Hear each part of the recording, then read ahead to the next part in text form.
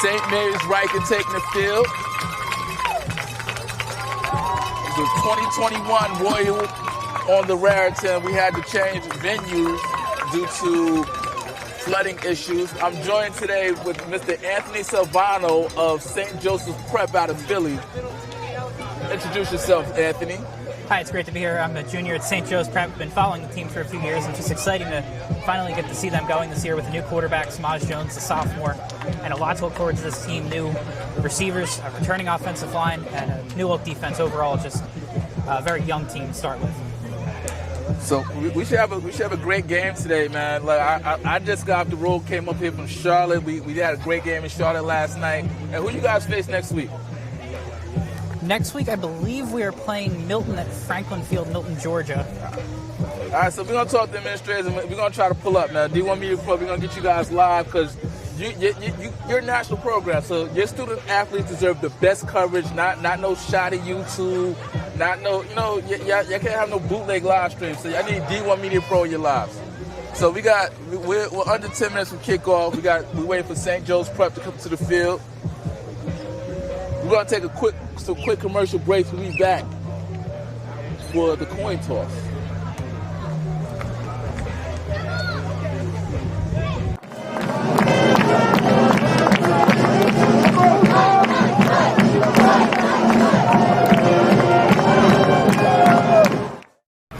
Going to Rutgers, I think all I'm most excited about is I think our team is ready. We're ready to get a win on the road, and we've been locked in all summer, so we're ready to get it. Living the day of life as a college athlete, I feel that's really going to motivate and give me an experience for it when I play in college. I think our team is really strong with our discipline, how disciplined we are. We're locked in. We've been getting it ready all year. Our pass game, I'll say that has proved a lot, and I think we're getting some big passes this year. As a lineman, pancakes. Yeah, you got to check out the line when we're getting on those DNs.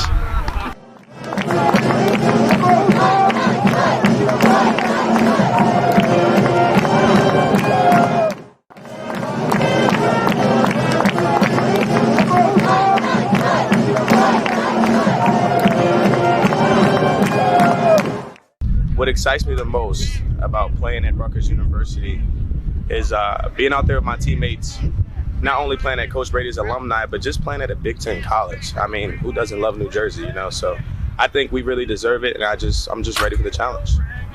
I think having a day in the life of a college athlete can really benefit us. It can't do nothing but benefit you. As a senior, I'm really intrigued, and I have questions, so having this opportunity is really going to benefit me and help me on what my college career can be like as a student athlete. Some of the strengths of our team this year, in my personal opinion, is that we work hard, we're very smart, we pick each other up. Leadership is a big thing that this senior group really wants to hone in on, and really getting the job done. In practice, Coach Brady really relies on us to lead our younger brothers, and that's something we take pride in. Some of the highlights that the fans should look out for when watching that game is some big hits, some deep throws for touchdowns, and some great defense. We have a really good defense. Special team is important. Don't tell Coach Spike I said that, but it is. So yeah, you should look out for that.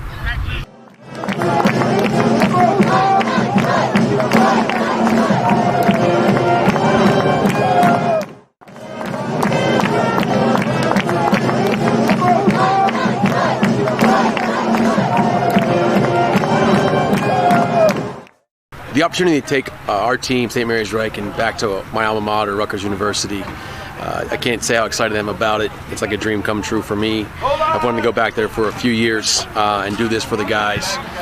Thursday night we get a chance to watch Rutgers play Temple, and the next day we're playing the same exact stadium. I think it's really neat for our guys to see where I was for 4 years and competed, and get a chance to get on a Big Ten campus, watch a big time football game, and then the next day play one of our own, represent who we are here. Because not only representing our football team, but our school community, the local community, Southern Maryland, and the WCAC. But the preparation, getting ready for St. Joe's Prep will definitely be as intense as anybody else we have. Their national program, they do a great job. A lot of things we want to emulate what they do as far as their program, and we're working to get to that level ourselves. So it will be a serious week of practice for sure. Going to play a game at a college stadium and staying overnight, And we have St. Joe's Prep taking the field.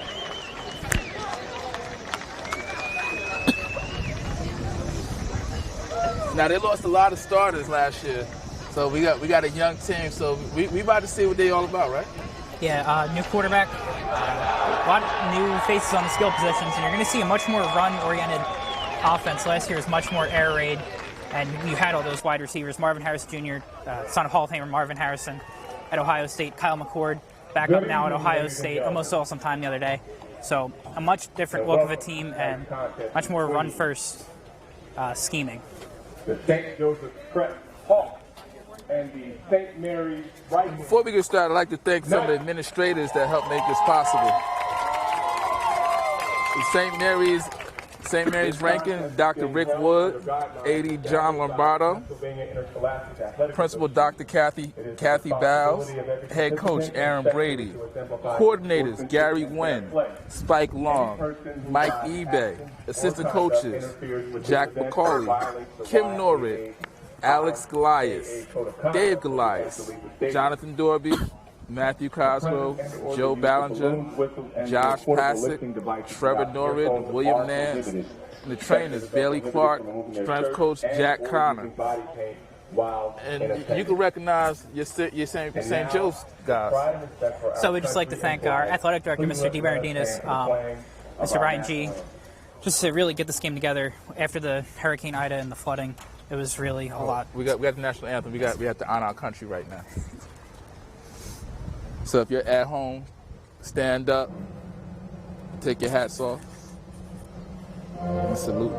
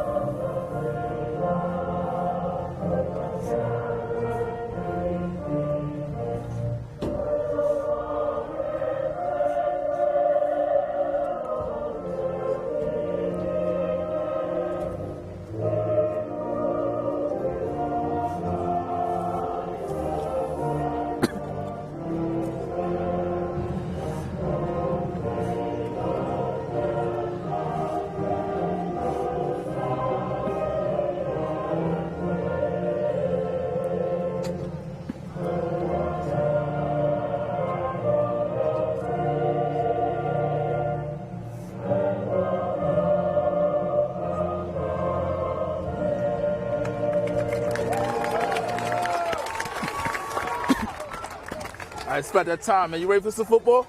Definitely. It's been a long off season. All right, man. Look, and this is all I do, man. This is probably my 4th day straight, no sleep, nothing but football. So, like, you know, if you got a big time game, y'all play big time football, I will pull up. That's without a doubt. So we got the captains coming out.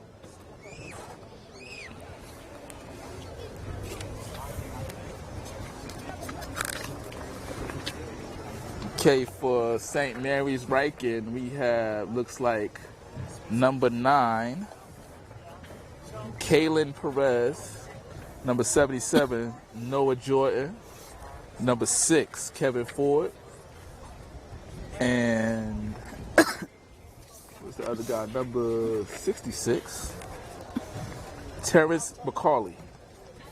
And for St. Joe's Prep, we have offensive lineman Brad Harris, the senior quarterback and tight end Dane Piccarello.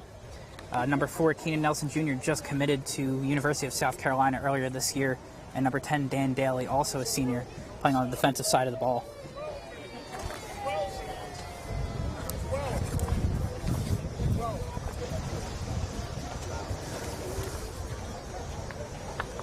Okay. Also, I'd give a special shout out to Dom Dort, number 14. Shout out to his family. I met them in the parking lot on my way in. So, you know, they said their son's going to have a big game, and their family's watching around from Maryland. So, big shout out to him and his family. So St. Joe's won the toss and will receive. So we get to see what this offense is all about. It'll be very interesting to see how they go at it this year. I mentioned earlier Dane Piccarello, the senior, also a captain for this Hawks team. There's a little bit of a quarterback debate, whether it be him or Samaj Jones starting for the Hawks. Both played backup under Kyle McCord the last few seasons, and both saw minutes in the state championship. And there are really a lot of questions heading into this season. And just earlier this week, I believe around Monday, they finally made the decision to stick with Samaj Jones for the Hawks. So I think it definitely shows how much the Hawks are really going to focus on the run. I think it's a lot different than their usual setting. And I think Samaj Jones is, well, with the pass first attitude, is able to run and is slightly more mobile than you'd see with Dane Piccarello. Number 51, Saul Dyson, and number 66, Terrence McCall. And also, shout out to Tyler Conrad, his class of 2020, 2019? 2020. He's at Arizona State now, so he was the first St. Joe's Prep student I had on the broadcast. So, Anthony, you have some big shoes to fill. Very big. Tyler was a great part of our broadcasting club at St. Joe's Prep, and we miss him deeply. You know, but my plan is to get a club going down at St. Joe's Prep, get you guys some gear, have you live streaming games. We're going to do some football, basketball, soccer, tennis, fencing, wrestling. We do it all. Your baseball team any good? Yeah. Oh, look, yeah, okay. And it's fun, man. Mm-hmm. And you might even make a couple dollars, man. It's fun for the kids broadcasting. It's fun for the kids playing to have more of a professional atmosphere around them. We do some media days at St. Joe's Prep, so interviewing some of the kids, having them ask some questions, really helps them for college when they go in and they're just being used to that whole reporter lifestyle and the life of an athlete, really. And like when we had with the pandemic, like when they had no fans, it really helped me out. But it made me realize all games matter, because like everyone's not going to play football on the next level. So for your last senior year, your last year to be broadcasting on a high quality level means a lot. And especially as fans get to come back, you get to have these bigger crowds and broadcasted games, and it's just a really great atmosphere for these guys. Just feel like they're really part of something special. All right, so the ball goes out the end zone. St. Joe's will take over 1st and 10 on their own 20-yard line. So just to talk about some of the depth of the St. Joe's Prep team and how young they are, 2 sophomores lining up to receive that kick. Elijah Jones, number 84, the wide receiver, and Emilio Agard. Already picked up a few offers so far, wearing number 1 and playing corner.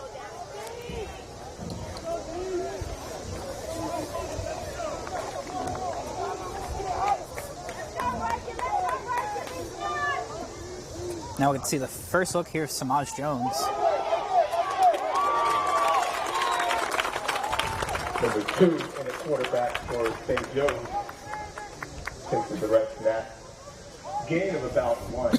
Yeah, looks like they came out in a bunch formation. And there we go. Just like we said, a lot more run-based, quarterback keeper to start the season. Very first play of his career as a starter on varsity. So Jones and a quarterback for St. Joe's.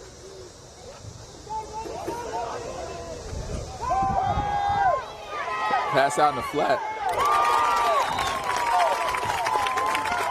That was a great open field tackle. That one was Samaj Jones to senior Dane Piccarello, the other quarterback now starting at tight end for the Hawks. Transitioned his position last year after Samaj came in. They really weren't sure if there would be a quarterback competition, so Dane getting a few reps at tight end and already picks up the first catch of the Hawks season for a few yards. And on the tackle is Loden Thomas. That was a great open field tackle by him. If he doesn't make that tackle, he may be off to the races. They come out with 3 split wide.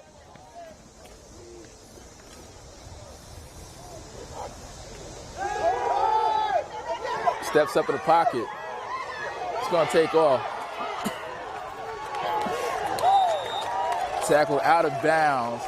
Got the 40-yard line, but it's enough for a first down. So Samaj Jones, he moves the sticks.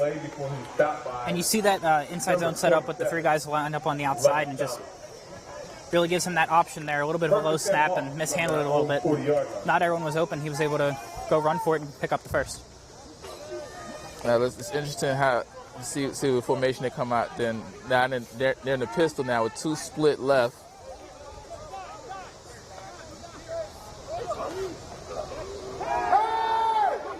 Pass out in the flat.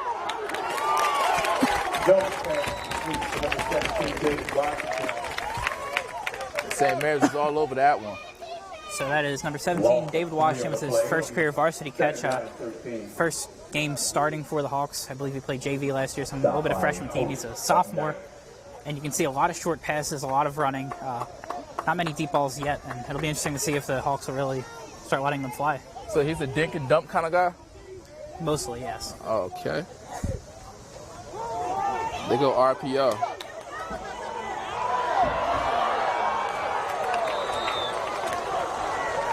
Jones on the keeper.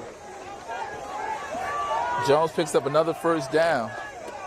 Pick up of about 17 on the play.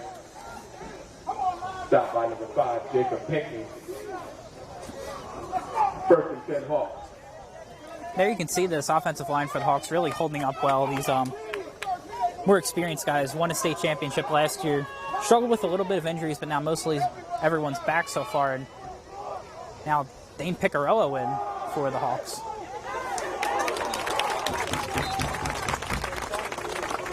Not much on that one. Eric Sanchez on the carry. Great linebacker play, number 9, Kalen Perez. Number 10, Bryce Jasu. There you see another sophomore coming into the game, Eric Sanchez at running back. And interesting to see how Coach Ryken of St. Joe's Prep is just swapping in Dane Picarello in and out in at quarterback. So I don't think this quarterback competition is completely closed up for now. And I think if we want to see more of a pass-heavy game or use Dane maybe more for trick plays too. All right, we got time out in the field. St. Mary's wants to talk a little bit. We're going to take a quick break, and we'll be right back. Ladies and gentlemen, we'd like to remind you that Smalls Athletic Field is a non-smoking facility. Make sure you visit our... Are you interested in pursuing a career in sports marketing or creating impactful sports content? You can get experience in high school by being a part of the RISE program powered by Ortho Carolina. It will give you a head start on an exciting career. The RISE program exposes students to industry professionals and gives them real-world experience by creating content and marketing the teams at their own high school. To find out how you can be a part of RISE, email us at contact@readinessandsportseducation.org. Okay, I can... The less I talk, the better. Okay. All right, we're back. We're back. Now, Samaj Jones back in just early into his varsity career as a starter. He'll roll out for a pass here, finding Picarello, and I'm not sure he held on to that one as that will touch the turf. And it brings up 3rd and long here for the Hawks. See a lot more mobility here from the Hawks, especially with Samaj Jones. Kyle McCord was really used to could just sit on the pitcher's mound if he needed to and just throw it out, throw those long balls to all those quick receivers. And really the Hawks just trying to settle down, find their groove, and find out really what works for them right now. As Jones lines up for the snap with our 26, Kasim Phillips with him. Drops back, looking downfield and just out of the reach of Keenan Nelson Jr. Keenan Nelson, of course, the cornerback mainly for the Hawks. Did not see a lot of action last year, not because he was injured or anything, but nobody was really bold enough to throw to him. And now we get to see him lined up a little bit as a wide receiver, and that was his first target as a wide receiver, and it fortunately did not pan out. But now we'll see him on the other side of the ball here for defense in just a second, as Antonio Chata looks like it is back to punt for the Hawks. On the punt for the Hawks is number 48, Antonio Chata. Chata, senior for the Hawks. Long-time kicker, 2 state championships under his belt. And he'll drop that one in right on about the 12 or 13-yard line. At the 14-yard line, 1st and 10, St. Mary's. Now, what about this St. Joe's defense? So this St. Joe's defense is fairly loaded. Most of the D-line is back. Obviously, the first name you really jumps off the page to you is Josiah Trotter, son of Jeremiah Trotter. And Jeremiah Trotter Sr. really does not like to draw attention to him. It's more about the kids. We can appreciate that. And his son is making a name for himself on his own. And Shelley had a great career. On the back, Keenan Nelson Jr., Emilio Agard. The snap here, like a short pass, missed tackle there by Nelson, finally brought down by Josiah Trotter, and that will be his first tackle for the season. And a cornerback for St. Mary's completed pass to number 20, Darius Henderson. Took him about 5 on the play. It'll be 2nd down and 5. Not just looking at this Ryken offense, also a much younger team as well. Sophomore quarterback Brenton Tolles has one Division I offer from Marshall. Attended a few camps this year, University of Maryland, PSU, and was also invited to the University of Georgia camp. And he'll get one pass down for 5 yards. And we'll line up for the next snap here. Takes a snap, they'll hand it off, and swallowed up behind the line there by the Hawks.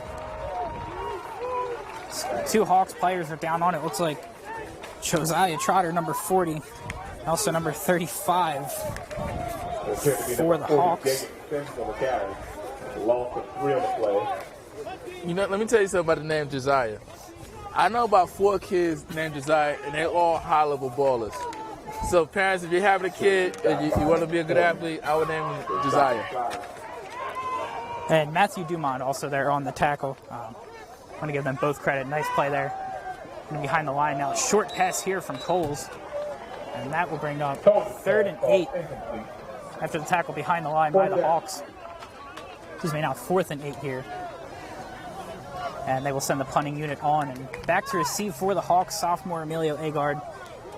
Cornerback already holds a few offers. New number change this year from number 29 to number 1. Played a few snaps in the state championship, recorded a few tackles as well.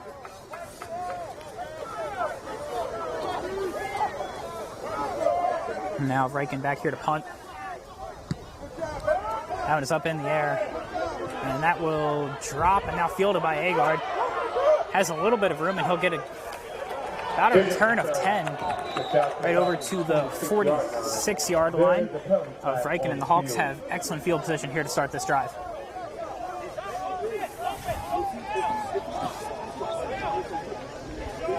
If you're just joining us, the Hawks punted away on their first drive, and St. Mary Ryken with a quick 3 and out after a few nice plays there by the Hawks defense. Josiah Trotter picking up 2 tackles, half tackle behind the line of scrimmage as well. Personal foul against St. Mary's. Now it looks like a personal foul against St. Mary's, and it'll bring the ball to the 32 here for the Hawks lining up.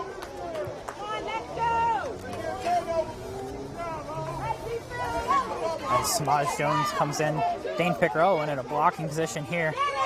And they'll fake the handoff. Jones with all sorts of time. He'll let it fly down to David Washington. And that is caught for a Hawks touchdown. St. Joe's Prep with an early 6-0 lead. And Samaj Jones picking up his first career passing touchdown. And that sure was a beauty here for the young quarterback. A great feeling here for Samaj Jones. And a lot of questions heading into the season. What would happen without Kyle McCord or Marvin Harrison or Malik Cooper or Samir Higgins? And the Hawks really just answered that, showing a flash right there. The line holding up brilliantly. And Samaj just letting it fly, showing that the Hawks can do more than just run this football. Well, when you have a turnover in your program, it just gives another kid an opportunity to step up. And he certainly did right there. Beautiful pass for about 32 yards. And the score is Antonio Chado lines up for the kick with placeholder Owen Garwood. Snapping, the kick is up. And that is beautiful. 7-0 Hawks. 7 minutes here remaining in this first quarter, and St. Mary's Ryken will get the football back.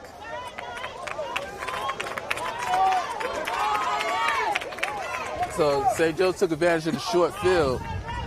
Let's see how St. Mary's responds. So that tells me a lot about the team. How after they get hit in the mouth, how they come back on the following drive. Definitely, we saw a little bit of frustration with the personal foul, and just all about shaking that off. You know, going into this game, you're playing up against a nationally ranked football program. You need to be ready, and they've done a fairly decent job so far. Now it's just all about, like you said, getting back up after that.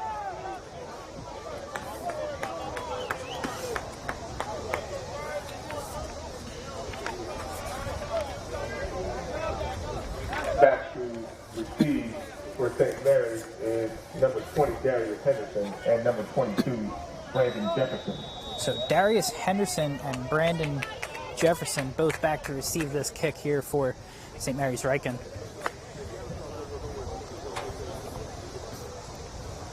And it looks like they're ready here for the kickoff. Chada runs into that one.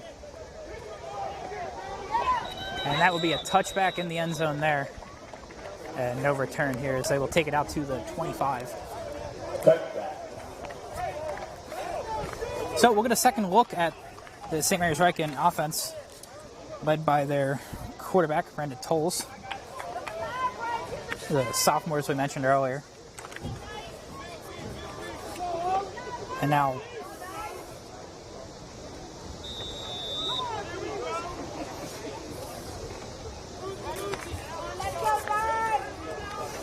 All right, we got 1st and 10 for St. Mary's. here at their own 20. And miscommunication on the snap, and the ball comes out. And it looks recovered by the Hawks. Number 10, Dan Daly, fell on it. James Hurd, the transfer for the Hawks, almost let go of it there. And it looks like the Hawks will come away with the ball.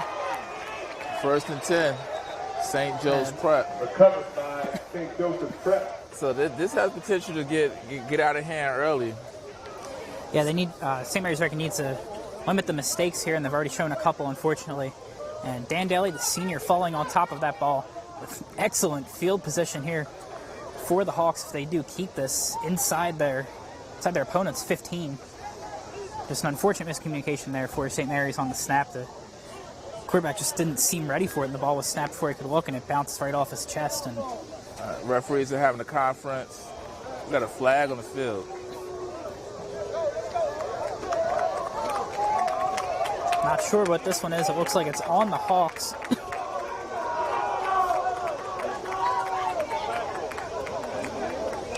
And the defense is coming back out for the Hawks. I'm not sure. That I want to say, is that legal participation? Unless there was an offsides or something before. That wasn't an offsides call. I want to say that's illegal participation of 12 men on the field or something to that effect. Yeah, that's what it looks like here. But it looks like St. Mary's dodged the bullet with that one. And they will get the ball back, and almost has handled that snap now, and that pass is deflected and falls just short. As Rocco Nickel, the senior linebacker, was on that, got a hand on that one. And will block down Tolles' pass. And pass to Henderson incomplete. 2nd and 10 here for Ryken, down 7-0.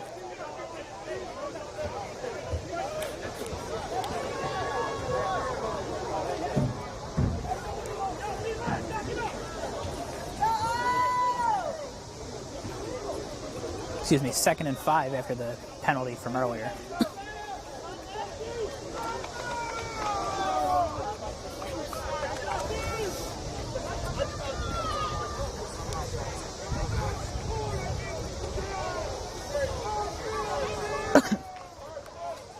And now lining up for the snap here, almost. I'm not sure what the holdup is. No, the referees are talking to the coach. I'm not sure what that one's about.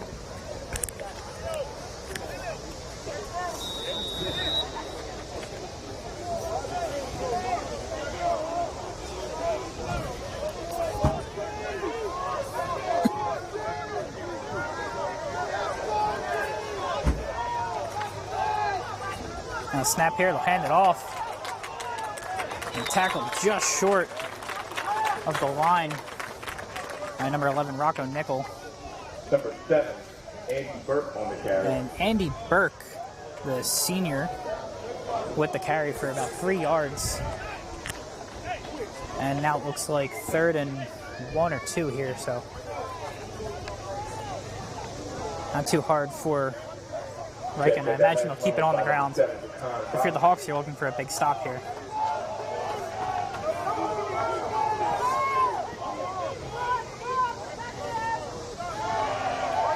They like the pass, and that is complete. Just over the first down marker to number 12, Cooper Smith. Cooper Smith moves the sticks. 1st and 10, St. Mary's. First down, 9. Keenan Nelson Jr. on the tackle, and Tolles finally getting a little bit of a rhythm here. You see, after the penalty that worked out in Ryken's favor, getting a little bit more of a rhythm, moving down, picking up their first down of the game.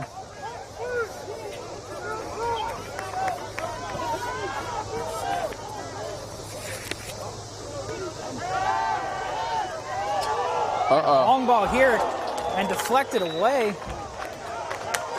No, that was off his hands.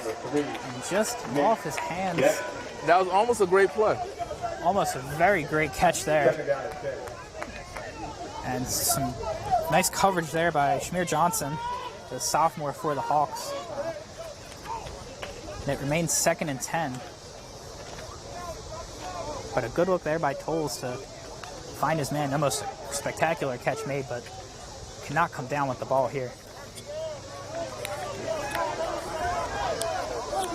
Now here, high snap, falls down. He's rushing in is Josiah Trotter, falling right on top of him. A little bit of issues here with snapping with some of their center today. And Tolles just able to hold on to that snap, almost lost the ball there. It'll be a 7-yard loss. 3rd and 17 now. Yeah, St. Mary's not doing itself any favors. No, and it's just as they started to get a rhythm going, and you can see a little bit of first down. When you play a high-level team like this, you have to limit the mistakes. You have to limit the penalties, and I mean the quarterback center exchange. That's a no-brainer. Now Tolles with the snap. Better snap here, rolling out to his right, looking downfield. That is caught and about 5 yards, 6 or 7 yards short of the first down. Number 14, Dom Dorwart, the sophomore, coming down with the catch, but still short, and they'll bring up 4th down. And it looks like the punting unit will come out. And Emilio Agard back to receive his 2nd punt of the game.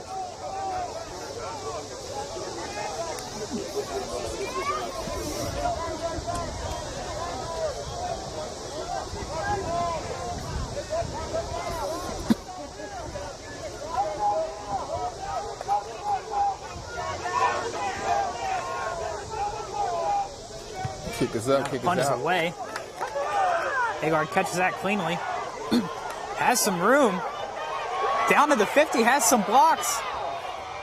And just finally brought down about a 30-yard return by Emilio Agard. That'll bring him to the 44.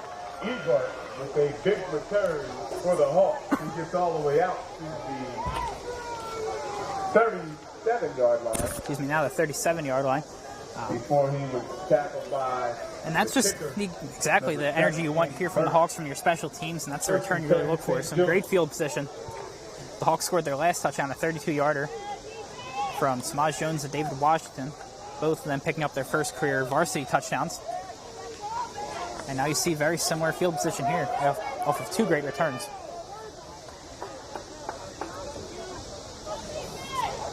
Jones will take the snap, fake the handoff, and throw it to Owen Garwood, the junior, and he cannot hold on to that one.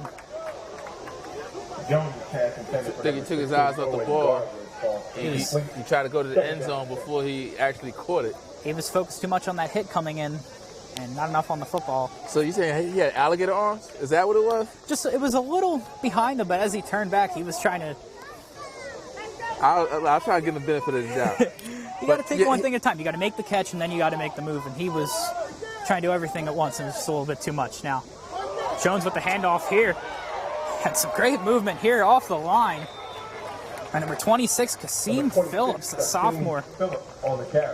Good job keeping your feet moving.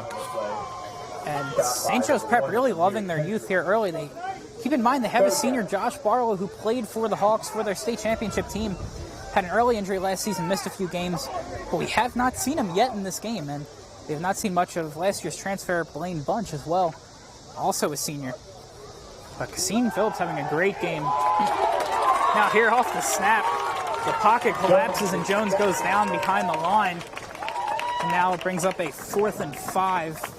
I think he lost his foot a little bit longer for the Hawks. He wanted to step up in the pocket and take off.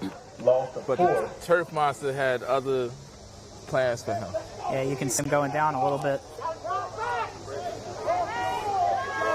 Looks like they're going to go for it. I believe they are, huh? Empty backfield. Watch quarterback draw. Watch quarterback draw. Empty set here for Jones. We know he can move. It looks like they're going to try and pull him off sides first. Then I wouldn't be shocked if they called a timeout here and went and kicked, but that looks like that's what they'll do, is the kicking unit should come out here.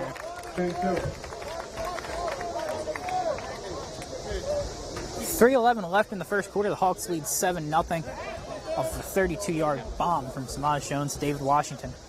St. Mary's Ryken having a little bit of a rough start, kind of getting back into the games here, and just finally setting into a rhythm.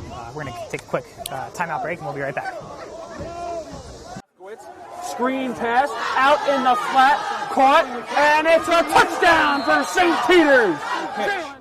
O'Donnell swinging away, puts it over the shortstop's head. That's a base hit. It'll score 1. Faraz on his way home. Throw is not in time. Going quickly, Bullock takes the snap, throws to the far side. Wide open touchdown. In there, called strike 3 looking. Mulcahy strikes out the side. He's perfect through 2. Now up ahead for the Marauders. Here comes Biggs. They score! Welcome back to Smalls Athletic Field. My name is Anthony Salvato. You're watching. I'm Mustafa Hooten. You got Stop. I'm sorry. You're watching NFHS here with St. Joe's Prep Hawks against St. Mary's D1 Ryken. Media Pro NFHS. It's not just NFHS. This is special. Because everyone's games doesn't look like this on NFHS. Antonio Chata here for the punt for the Hawks. Hey, we'll catch that right at the 8 or 9. You could hear the fans, some of the coaches wanting them to drop that and let it go back into the end zone. No, I don't think they'd make it. That wasn't. He made the correct play. That was definitely the correct play. I used to coach football. I stopped, but I don't know anything. But you want, as a punt return, you want your heels on 10, and if you got to move back, that's when you let it go. The ball was in front of him, so he made the fair catch. So he made the right play. And it was a very high punt, and it was not much of a line drive, and you could see it wasn't going to bounce too hard. So sometimes everyone gets a little bit excited, but as I said, that was definitely the right play there. But starting on the 9 now, St. Mary's Ryken.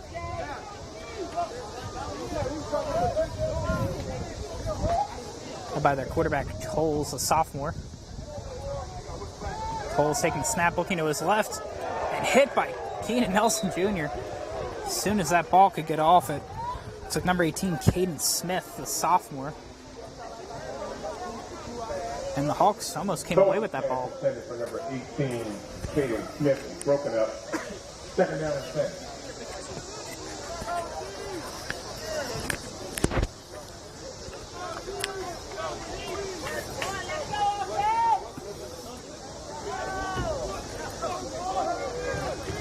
Still on the 9 here. It's Mary's Ryken trying to get it to the other side of the field for the first time this game. And here's a snap. The Hawks almost offside there. Looking downfield, he's got a man on him. James Hurd Jr. comes in and the ball is loose. And it's recovered somewhere in the end zone. I'm not sure if they'll call that a safety. No, they're gonna. Looks like just on the outside of the 1 yard line. It'll be 3rd down and long. St. Mary's. James Hurd Jr., the junior transfer for the Hawks, came barreling in right on Tolles' blind side and hits him and forces that ball out. Almost a St. Joe's Prep touchdown. So if you're Ryken at 3rd and very long, you really need to get this ball out of here. Or at least manageable to punt. You really do not want to punt on your heels at the goal line here, especially with some of the special teams the Hawks have.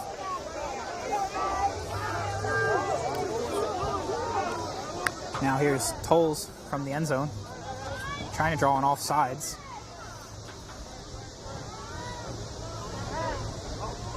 Now finally taking the snap, they'll hand it off. And he is stuffed inside. And a little bit of pushing and shoving here going after Josiah Trotter. He came back with a shove. Looks like number 77, Noah Jordan. Senior offensive lineman. That is, you can see Coach Rogan there for the Hawks out on the line, out in the field already, there to talk to Josiah Trotter, and that is not the kind of attitude he wants from his players. And the defense will come off, and it's right at the goal line. 4th and 20 now for Ryken, punting from the end zone. Emilio Agard at around the 30 here for the Hawks. Not a lot of room to work with. Some of the returns we've seen from him.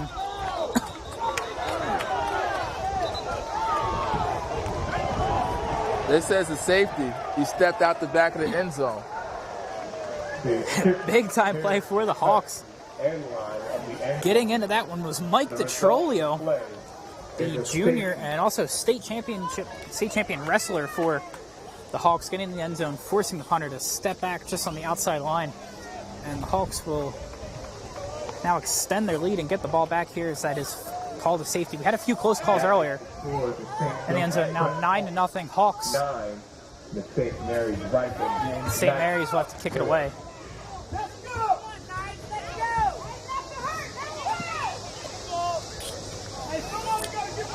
And even if that wasn't a safety, where you saw Emilio Agard catching that ball right around the 30 with plenty of landscape in front of him, there's no telling what could have happened, but the Hawks will get this ball back and they'll have to start the drive from their own end, barring a nice return here as Agard is back along with Elijah Jones, brother of Samaj Jones, the Hawks quarterback. And St. Mary's is yet to line up for this kick.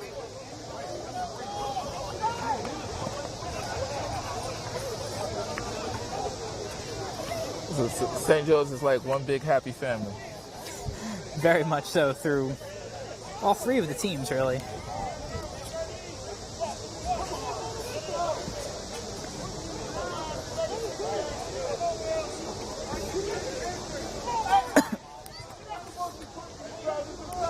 Now this will be kicked from the 20. And the Hawks will move up by a lot here, so could be very great field position here for the Hawks with a decent return like they've been doing so far.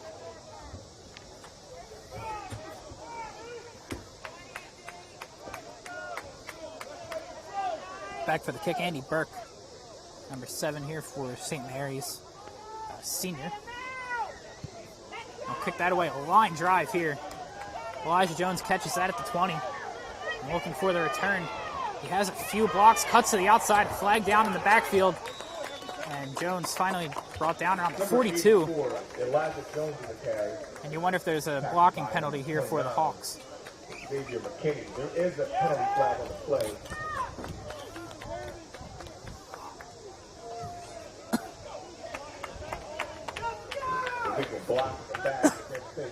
So we got a hold against St. Joe's, going to push that back. Yeah, you could see it as soon as Elijah made that cut, a flag went flying. And you can only imagine it was some sort of illegal block. And now the Hawks, when they could have had, started from the 40, backed all the way up to the 25. Not horrible position. Now another drive here from this young offense.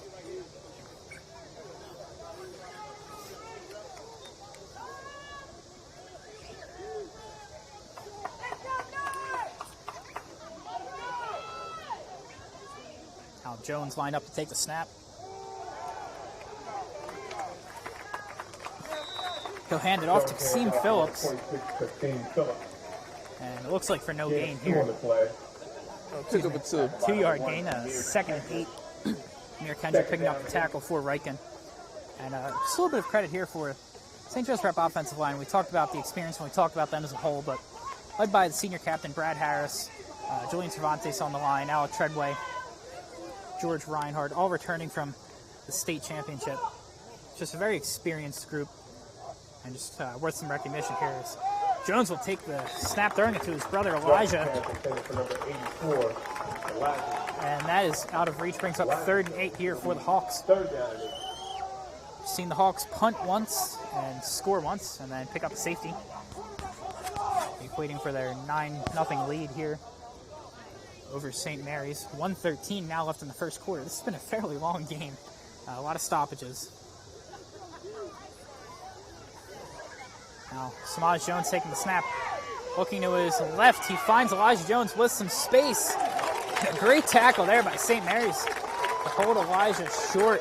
Looks like number 46, Adonis. 45, Tariq Hare.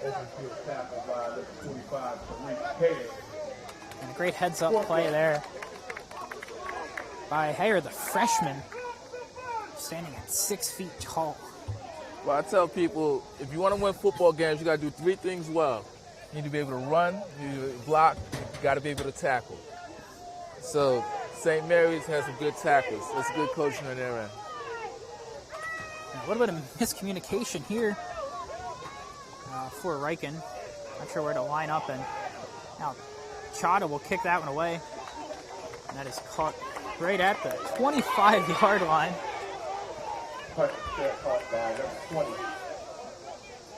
It's a great job by the punt returner. By catching that ball, you don't want that ball to roll and get stopped at the 1-yard line. So that's a great job by him. Yeah, you don't want to risk any bounce in favor of the other team there. And I'm trying to find the bright spots for St. Mary's right now. no, I know it was a heads-up play, and probably their best starting field position so far. Looking at around their 27-yard line here. Oh, we got 21 seconds left here in the quarter. 21 seconds, we'll probably get 1 or 2 more plays off here. St. Mary's with, I believe, only 1 first down so far in this game. Still just looking for some bright spots, as you were saying. They've been holding their own so far.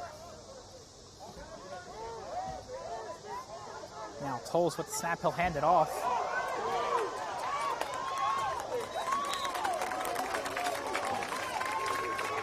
Number 27 on the count. To number... Gain of 3, tackled by number 45. Cole Nillis. Tackled by Cole Nillis for the Hawks. At the end of the first And that will end the first quarter. score. Hawks up 9-0 here after a touchdown from David Washington, received by David Washington from Samaj Jones, and a safety after a botched punt by St. Mary's. And we're going to take a quick commercial break, come back for some second quarter action between the Hawks and St. Mary's. Please make sure you support our athletic booster club by purchasing a wrap.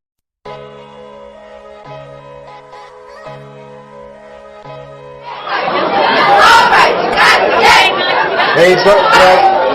Understood.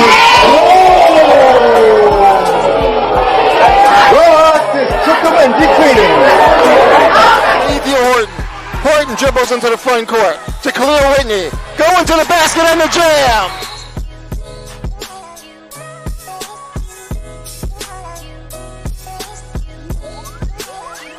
With them because they are getting resources from the city. They are getting resources, and they're arguing with us about the timeliness of those resources.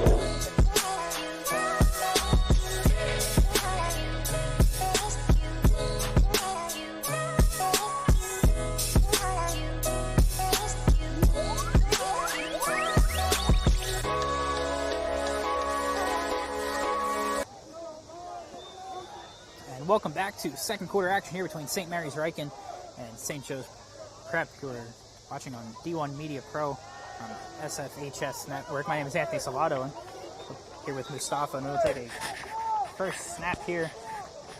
3-yard gain there by St. Mary's. Number 7 on the carry. Jacon Robinson. St. Mary's with 2 number 7s on their team. Just noticed that their kicker, Andy Burke, also wearing number 7. 3rd down and 4. Maybe they're twins. Probably. 3rd and 4 here for St. Mary's. Only have 1 first down in this game. And the St. Joe's Prep defense has been very strong to start their season. Now Toll's taking the snap. He'll hand it off, and it's fumbled and down on the ground here. And the Hawks think they have it. Fumble on the play.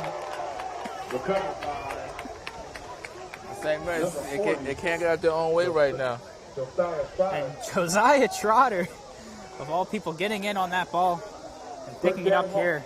First down here for St. Joe's Prep on the 33. Now, Trotter, what year is this young man? Josiah Trotter is a junior now. Oh, Played some split snaps with his brother, Jeremiah Trotter Jr., in their first season. Last season was a little different for everyone. Does he play any other sports? As far as I know, no, he does not. The thing with St. Joe's Prep football is they run year-round, so they're always working. They're doing lifting, they're watching film, and it's definitely a commitment, and you can see that with how conditioned some of these guys are. Smiles Jones taking the snap, thinks about passing, rolls out, finds Owen Garwood right by the 15. And Garwood making a little bit of a move will be taken down at the 8. A great move by Smiles Jones to maintain his composure, roll out to his right, and find Owen Garwood now picking up his first varsity catch. Another junior here for the Hawks. And we've talked to some of the coaches before the season. They've just really been keeping this next man up mentality. We got timeout St. Mary's. They had to burn timeout to get some kids off the field. Yeah, I was going to say a little bit of substitution issues there for St. Mary's. Now, I don't know, see, you're kind of young, but you don't remember players like Bo Jackson and you heard of Deion Sanders. Heard of them all, seen clips, but I wasn't around to watch. Great two-sport athletes. like even when I grew up, like everyone played all sports. We played basketball, football. It's none of this, oh, we're just going to focus on football or we're just going to focus on basketball. And a lot of people say you need the variation because you're overworking a lot of the same muscles when you're playing a sport all year round, back to back to back years. And I think you're seeing more of an emphasis on more well-rounded athletes than you see in the NFL. Kyler Murray being drafted to the MLB. Yeah. Quarterback at Malvern Prep, Lonnie White, also being drafted to the Pittsburgh Pirates in the first round. And then also going on to play Penn State football. So there's options now, and these kids are really... You have great players like Dave Winfield. He was drafted in the NFL, NBA, and Major League. Love to see more of that. Love to see more multi-sport athletes giving more things a chance here.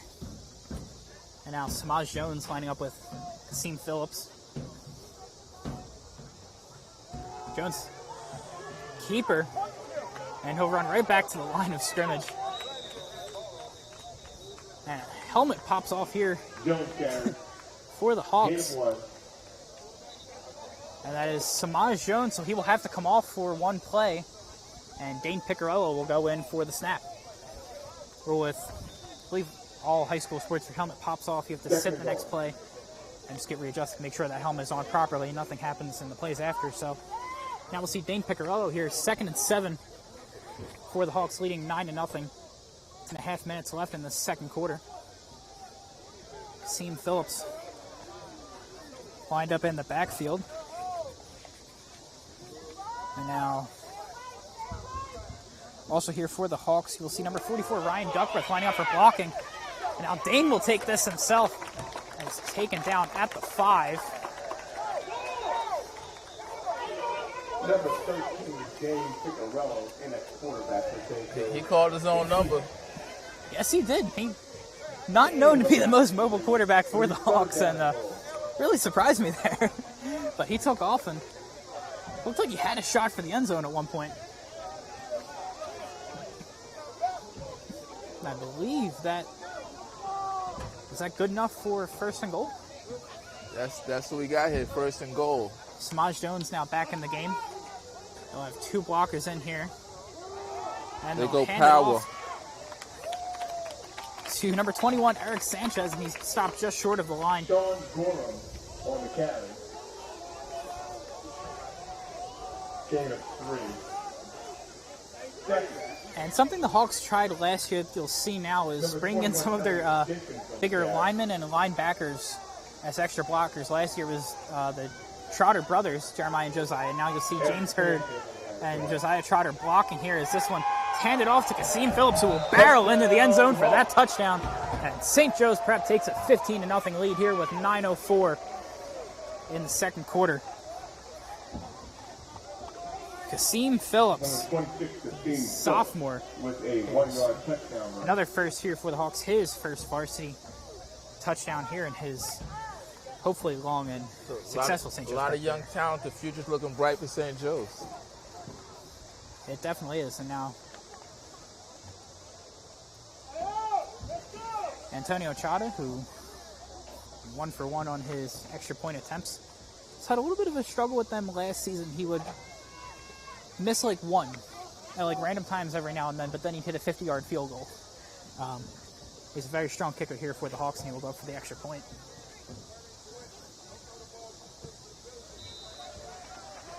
The extra point is good. That one is up and straight through. The Hawks take a 16-0 lead here. Making score the St. Joseph Prep Hawks 16 and the St. Mary's Ryken 9-0.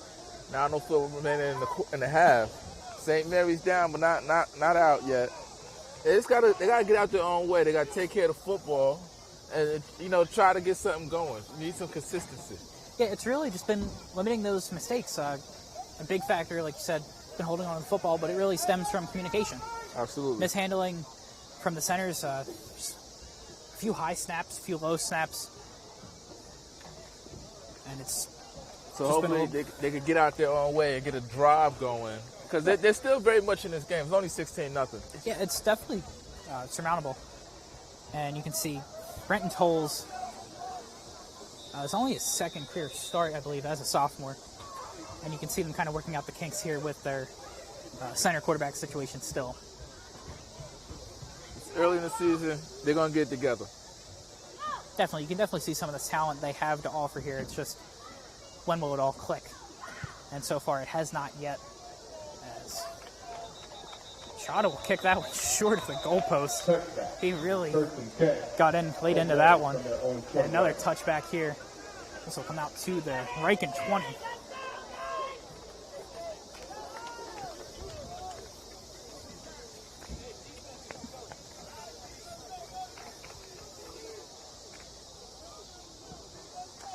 No, I definitely see the talent. I definitely see it's a good program. I see some good football IQ, but like you said, we got to limit the mistakes, and hopefully they can get a drive going and get back in this game. And when you look up and down this Ryken roster, very strong. A few offers from Air Force, Columbia, and a lot of guys attending camps for some major schools. And now another miscommunication here, and comes loose, and Tolles able to pick it up and finally brought down hard by Josiah Trotter. He has been all over the ball this game. One fumble recovery and very countless amount of tackles here. Number 40, Josiah Trotter. Second down. It brings up 2nd and 14. And just as we talked about limiting those mistakes and working on the communication, we already see a little bit of a mishap there.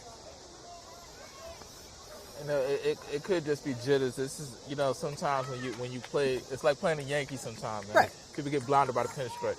And you hear so much about this Hawks team, especially when you look at the NFL right now. There's John Reed, John Runyon, and of course DeAndre Swift, all in the NFL from St. Joe's Prep. So you can see that the program has been good consistently for a few years now. And when you know you're playing up against that, it's definitely a little nerve-wracking, as you were saying. Now Tolles with the snap. Blitz coming. I'll just let it fly. Emilio Agard on it. That looks picked off. And Emilio Agard right on the sideline comes down with that. And I'm not sure, will this stand? It looks like it will. And Tolles just trying to get away from the rush, just had to throw that ball up. And Agard tracking that the whole way down, coming down, getting, looks like both feet in, even though he only needed one. And St. Joe's Prep will come away with the interception right at the 50-yard line. Emilio Agard, his first of his St. Joe's Prep career, and he is ecstatic about it.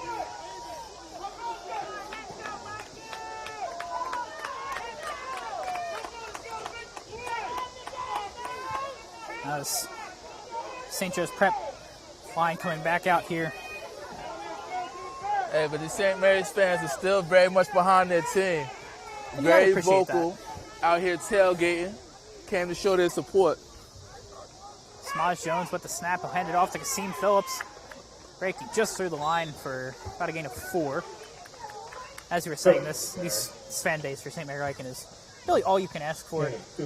You know, but the 12th man, it could play a factor sometimes. It's definitely a factor, and you have to imagine how much fun their home games are. With the student section, with the parents. Let me tell you something. Shout out to Charlotte Catholic. Y'all need to go down there and play. That's the most awesome fan section I've ever seen. Now Jones faking the handoff. Still in there. He'll somehow hand it off to Kasim Phillips, who was brought down. So I don't think this will go down as a sack, but Jones just barely getting out of the blitz and handing it off, but not for much avail there for the Hawks. Caleb Perez with another big play for St. Mary's. So they have some players. They have some players. And that's the energy you need. That's the play you need right there. Nice big stop here. You get the fans involved. You get the guys a little more pumped up. And now St. Joe's Prep is looking at 3rd and long. And now what? Tries the hard count. Nice discipline there. Waiting for the ball instead of the count. Now Smaj Jones taking the snap, looking downfield. He's got time. He'll throw that over for his brother. Elijah, back shoulder catch. And in at the 25, and that will move the chains. Number 84, Elijah Jones. For a gain of about 20. First down loss. 25 maybe. It's a family affair. You'd have to imagine after seeing the roster that that was definitely going to be a connection and it was going to be something special. And now we're starting to see glimpses of that here early in this game. 6 minutes left now in the second quarter. That's like genetic chemistry. Jones taking the snap. He'll find David Washington. Washington with some room. Makes a few guys miss. Washington down by the 5. Tucks for the goal line and called just short. I think they'll mark him down. Number 17, David Washington. It's spotted, but looks like around the 1 or 2 yard line. 3 yard line. 3 yard line, and that was really an all-effort play there by David Washington. Had about 5 guys on him at one point and just able to get through there. And I thought he broke close. the plane, but you know the referee had a better vantage point than I did. It looked like it too. My only question is maybe did he step out of bounds on the way? Or maybe his knee touched first. Now Jones with the snap. He'll hand it off to Kasim Phillips. Kasim getting in. That will be another Hawks touchdown. Kasim Phillips picking up the second of the game. 5:58 now left in this game. And the Hawks will take a 20 half. Excuse me. 3-yard touchdown run by number 26. 3-yard run. Kasim Phillips. 22-0 here, Hawks. Kasim Phillips. You know, it'll be interesting to see what type of adjustments St. Mary's makes at halftime. Although they're down, they're still very much in this game. They're playing with, like we said before, they just got to stop making mistakes and get out their own way. And it's tough with that pass rush you're also facing too on the defensive side. The Hawks been all over this so far. If I had Trotter chasing me down, man. And the extra point is good. And Trotter with another extra point, 23-0 here, Hawks. Hawks 23, and the St. Mary's Ryken 9-0. And you really just want to see your sophomore quarterback, Brenton Tolles for St. Mary's Ryken. You just want to give him a chance. He really hasn't had much of an opportunity. He's had some bad snaps. He hasn't had a lot of time. The pocket has been collapsing. And there's a reason he's a sophomore starting at the varsity level. But to his credit, he's a sophomore. That's what I'm saying. Facing one of the top teams in the country. Right, and there's a reason he's here. So he definitely has the talent. He just needs a little bit more help and a little bit more he's only going to get better from this. Exactly. He's going to get better from this. There are not many better learning experiences than one of these games, playing a national schedule. You get to play against some of the best in the country, and you get to make your adjustments from there. What they say, iron sharpens iron. Definitely. And he already has one Division I offer from Marshall. Okay. So that's nothing to scoff at. That's a great program over there. And, you know, they're doing something right, and we just need to see a little bit more opportunities for him. A little bit more time. And now the Hawks will kick it away.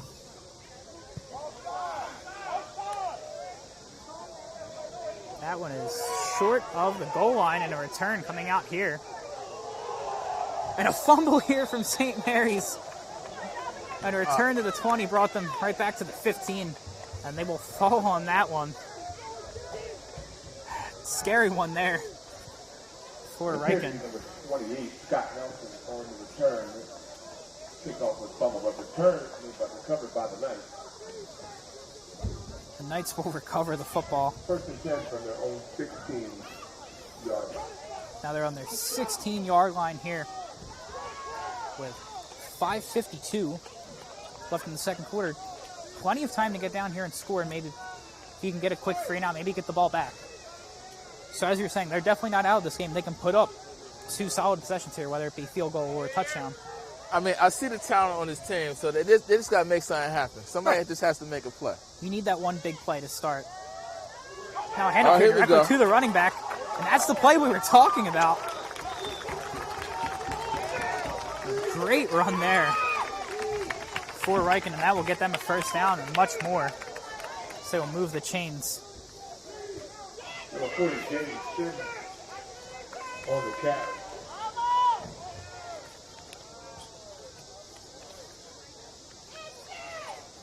First and 10 for Ryken. Gain of 22 on the play. Gain of 22, they'll call it. And that was number 40, Jaden Sims, the junior. Great move there. The ball, it looked like it was snapped directly to him.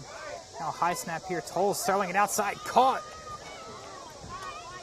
But backwards there. Brought down by Caden Smith, number 18. And a great catch there just to extend to get that.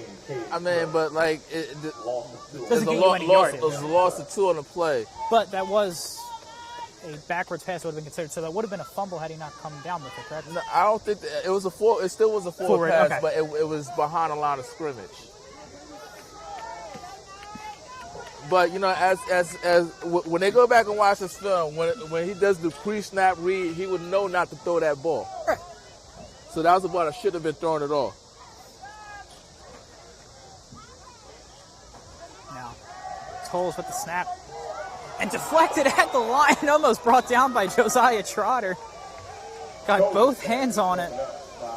And just could not hold on. Heads up play to extend the hand there. 4.5 minutes left, and it brings up a 3rd and long here. 3rd and 12 for the Knights. 3rd and 12 right now. If I'm the Knights, I just want to run the ball, you know, punt, flip the field, and try to get out this half. Go into halftime, make my adjustments, and try to put some points on the board, because St. Mary's does get the ball to start the third quarter. Right, and you want to hold off this offense. If you can, I agree with you. I would not want to keep it in the air. You've struggled a little bit. You've seen the secondary the Hawks have, picking off one, almost picking off a few more. Why risk it? Why? You already had a 22-yard run. Who knows what could happen? Now Tolles will take the snap. He will drop back to throw. Hit it to the outside. It stays inbounds, finally thrown down by Emilio Agard. That was number 3, Nick Devin, with the catch, and that is enough to move the chains. Nick Deavy. First down, Knights.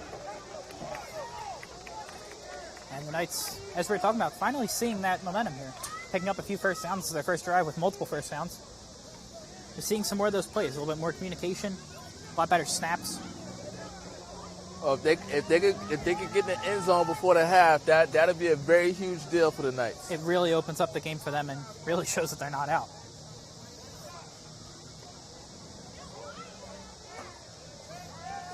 Now Tolles dropping back, throwing to his left, finding a man open, brought down by Josiah Trotter, trying to rip that, but that should be good for another first down. And Darius Henderson picking up another catch on the day. And a flag in the backfield. Flag on the play. Personal foul. Roughing the passer. Now Ryken will get even more yardage here. Add on 15 to that.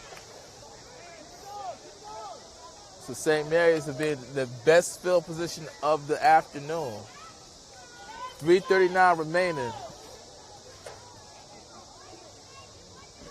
We're looking to get the pay dirt. And something you look forward to with these national games is a lot of back and forth. They're two very talented teams that are able to play a national schedule. You don't want it all being one-sided. And we're finally seeing a little bit more momentum here. And I nice. definitely don't want to see a Bishop Sycamore. I definitely want to see, don't want to see any type of those schools. fun fact about Bishop Sycamore, St. Joe's Prep almost played them last year. Game got called off due to COVID, but actually researching for our broadcast for WSJP, our student broadcasting club, we couldn't come up with any information on the team because they weren't really a team. They don't exist.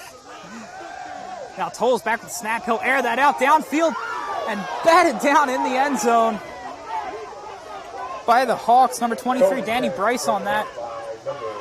But some of the fans wanted a pass interference call on the Hawks. It looked like Emilio Agard got a few hands there on the receiver, and I think the Hawks got away with one there. But even with that Bishop Sycamore situation, like as a parent, you know, you're playing against kids that are out of college. It's not safe. Yeah, it's not safe. You can't have 23-year-old players playing up against 15-year-olds that are sophomores starting in a national schedule. So God forbid one of those kids hurts the students. So where's the liability on the AD? Right. The school. The coach who's wanted for fraud. The coach, ESPN. But I'm looking at IMG like they're crazy. Right. I'm more amazed that. Where's the due diligence? How did this get by ESPN?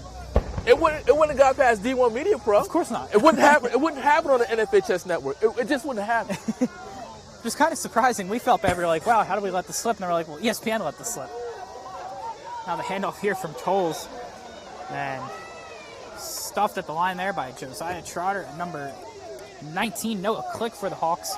Noah Click last season led the Hawks in tackles for all players without the last name of Trotter. Okay. So I believe Jeremiah was 1, Josiah was 2, and then Noah Click. So no NFL pedigree for this guy? I mean, he's up there. As far as I know, no family in the NFL, no relation to it. He but might have a cousin, son. This is like this team has like NFL genetics all over it. For all we know. Now, tell me about the other sports at St. Joe's. So, St. Joe's Prep had our hockey team won the state championship in 2017. Basketball was coached by Coach Speedy Morris for the longest time. The winningest coach in Philadelphia Catholic League history. Inducted in the Basketball Hall of Fame just recently. As that pass for Tolles, the screen slips through the hands. Oh, we got 4th down. Oh, man. Brings up 4th and 10.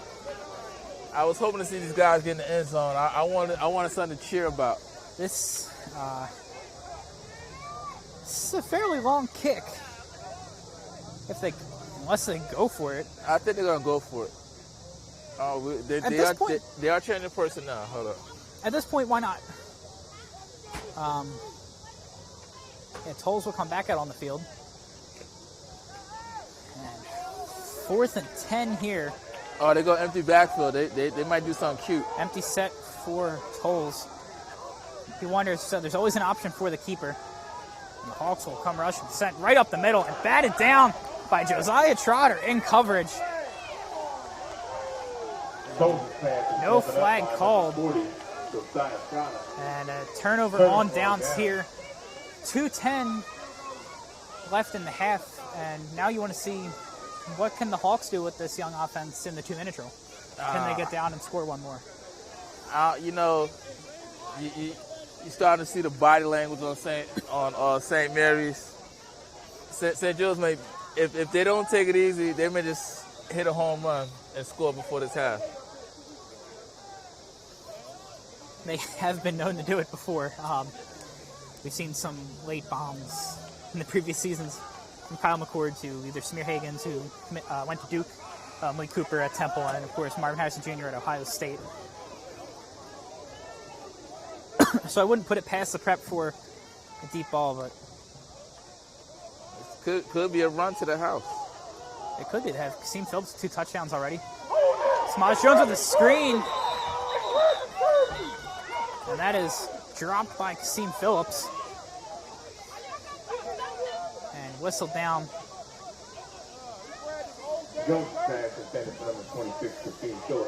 I'll tell you one thing, these fans are not happy with the officiating. Not at all. And some of the calls I can understand. There were a little bit of questionable pass interference calls.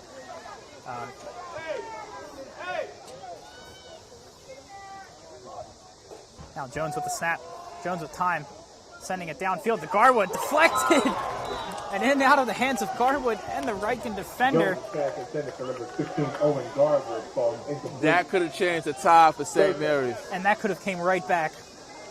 There was nobody in front of him, and we could have seen that go to the end zone. And as he said, that really could have been a huge turning point. Well, that's why he's a DB and not a wide receiver. Yeah. 2:03 left in the half. Jones takes the snap. Jones airing out to his brother Elijah. And just out of reach, brings up 4th and 10, 1:58 here for the Hawks. Oh, wait a second. And a flag in the backfield. There's a penalty flag on the play. It's against St. Joe's. Holding against St. Joe's. Holding on the Hawks. So it'll probably be declined. They're going to send a punt unit out. And with 1:58, St. Mary's get one last shot. And you think they're on the 25, punting from around the 10. That puts you around the 40 or 50 yard line, depending on how hard this kick is. Yeah. So, but he's not going to let the ball hit the field. He's going to catch that ball, and we might even have a return. You have to really. I would love to see this kid return the ball. That kick is up by Chada. Oh, he kills a fair catch, and he drops he muffs it. The ball comes loose, and the Hawks will fall on top of it. Muffed there. Number 39 for the Hawks. Anthony Sacco, the freshman. Oh, 1:48 remaining here in the half. 1:48, and the Hawks get the ball right back in better field position. And as rough as that was for Ryken, a great play by the freshman there for the Hawks, and something he'll remember for a while. His first game, big play like that. I mean, it's St. Mary's could just eliminate the mistakes. We'll have a totally different ball game. But right now, it's on the verge of getting out of hand.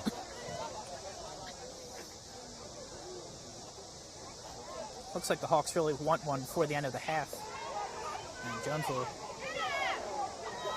cut through, fakes the pass. Now to about the 22. Pushed out of bounds by number 1, Amir Kendrick. I believe that is just shy of the first down. Now they will move the chains. Gain of about 12. First down, St. Joe. Pick up a 12, 142. Only cost him 6 seconds on the clock, and he got out of bounds. And just you were talking about some of the other prep sports. St. Joe's Prep Baseball, they do a yearly tournament. They go to Florida every year. Got eliminated in the Catholic League playoffs, and also our St. Joe's Prep crew team went national to Stotesbury Regatta. Now the pass here from Jones to Garwood. Garwood with the second reception of the game for about 7 or 8 yards. Well, what we need to do, we need to get St. Joe's, and we got to get y'all playing some more Jersey parochials. We got some good parochial powers in New Jersey. We got Seton Hall Prep. We got the Don Boscos. You know, we got St. Peter's, of course. So, you know, we get some Philly, New Jersey rivalry. We have New Jersey Philly showcase. I'd love to see the Bosco game. St. Joe's Prep played IMG a few years ago. Only lost by 6, playing at Rutgers. And I know St. John Bosco is very much a powerhouse every year, and that would be an excellent game to watch. Now Jones fakes the throw, hands it off to Kasim Phillips. Kasim breaking through, gets the first down a little more. No. Tackle just inside the 5.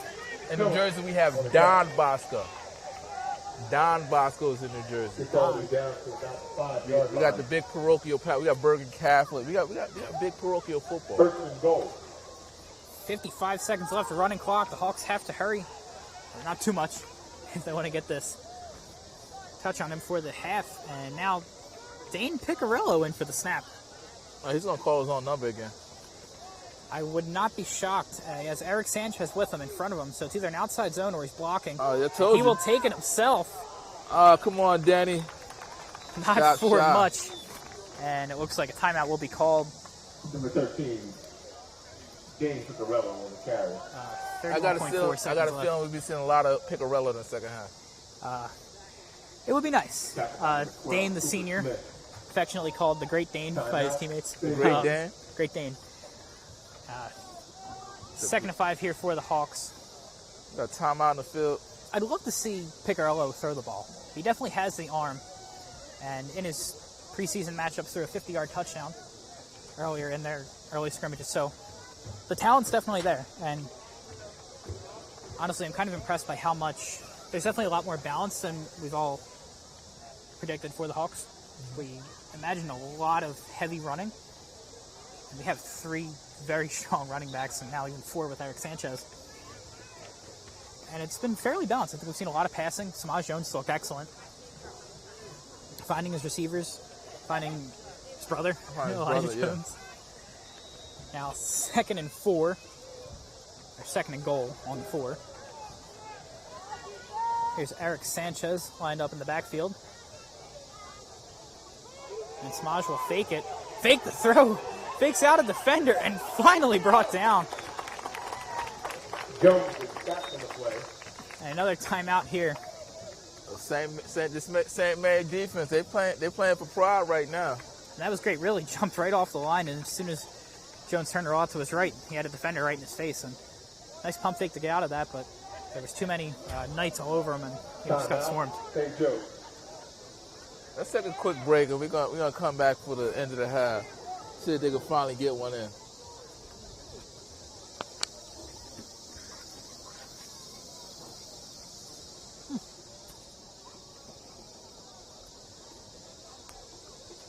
Are you interested in pursuing a career in sports marketing or creating impactful sports content? You can get experience in high school by being a part of the RISE program powered by Ortho Carolina. It will give you a head start on an exciting career. The RISE program exposes students to industry professionals. And all right, we're back here. Welcome back. 21.5 seconds left in this first half. St. Joe's Prep looking at 3rd and goal from the 12. Samaj Jones and Kasim Phillips line up with him in the backfield. Jones will take the snap, and he will throw that over the shoulder and just out of reach of his brother Elijah Jones. Jones pass intended to number 84, Elijah Jones. And that would have been great to see another connection there from the 2 brothers. 4th down. It looked like they're sending out the kicking unit. Brings up 4th and goal. Antonio Chada has been perfect all night with 3 extra points. And, of course, 1 safety for the Hawks, adding up to 23. So this is like a small moral victory for St. Mary's. Like, you know, they basically stopped them on the goal line. They held them to a punt the first drive, and I believe maybe 1 more drive, and now you're holding them to a field goal. And it's definitely progress, and you've seen a few more first downs.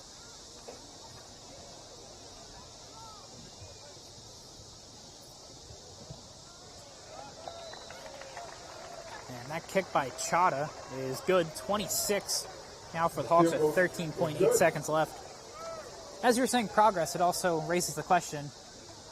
There still have been a few mistakes St. Mary's Ryken needs to tighten up on, especially with the muffed punt that ended in this field goal.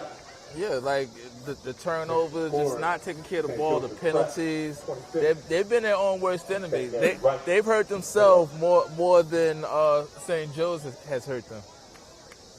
And now, when you think about it, also with that field goal, it still keeps it within 4 possessions. Yeah. Whereas it could have been 30 and it would have been a 5-possession game. Now I don't know what the rule is in. Are we in Pennsylvania? I'm not sure because it's a national schedule. We are in Pennsylvania, but I'm not sure what rules we're playing by. Nah, we play. You go by the state you're playing at. So running clock. What's the running clock? I'm not sure if it's 25 or 30. But if it's 25, we would see a running clock pending something happening in 13.8 seconds. In New Jersey, it's 35. In North Carolina, it's 42. Wow.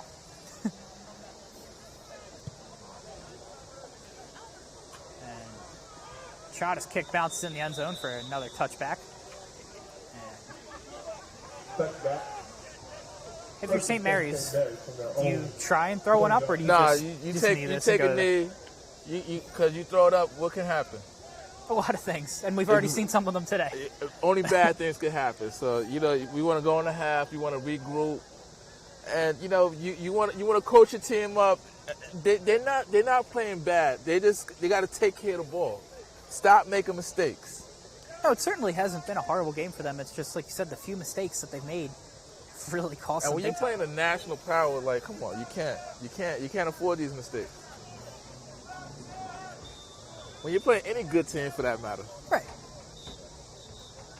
And Tolles will take a knee, and that will do it for the first half. Here from D1 Media Pro, my name is Anthony Salvato, joined by Mustafa on SFHS St. Joseph Prep Hawks 26. We'll be back for the start of the third quarter. Ryken, Knights 0.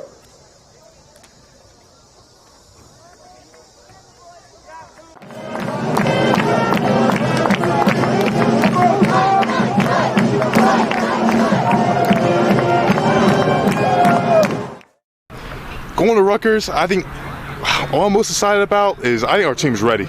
We're ready to get a win on the road, and we've been locked in all summer, so we're ready to get it. Living the day of life as a college athlete, I feel that's really going to motivate and give me an experience for it when I play in college. I think our team's really strong with our discipline, how disciplined we are. We're locked in. We've been getting it ready all year. Our pass game, I'll say that has proved a lot, and I think we're getting some big passes this year. As a lineman, pancakes. Yeah, you got to check out the line when we getting on those DNs.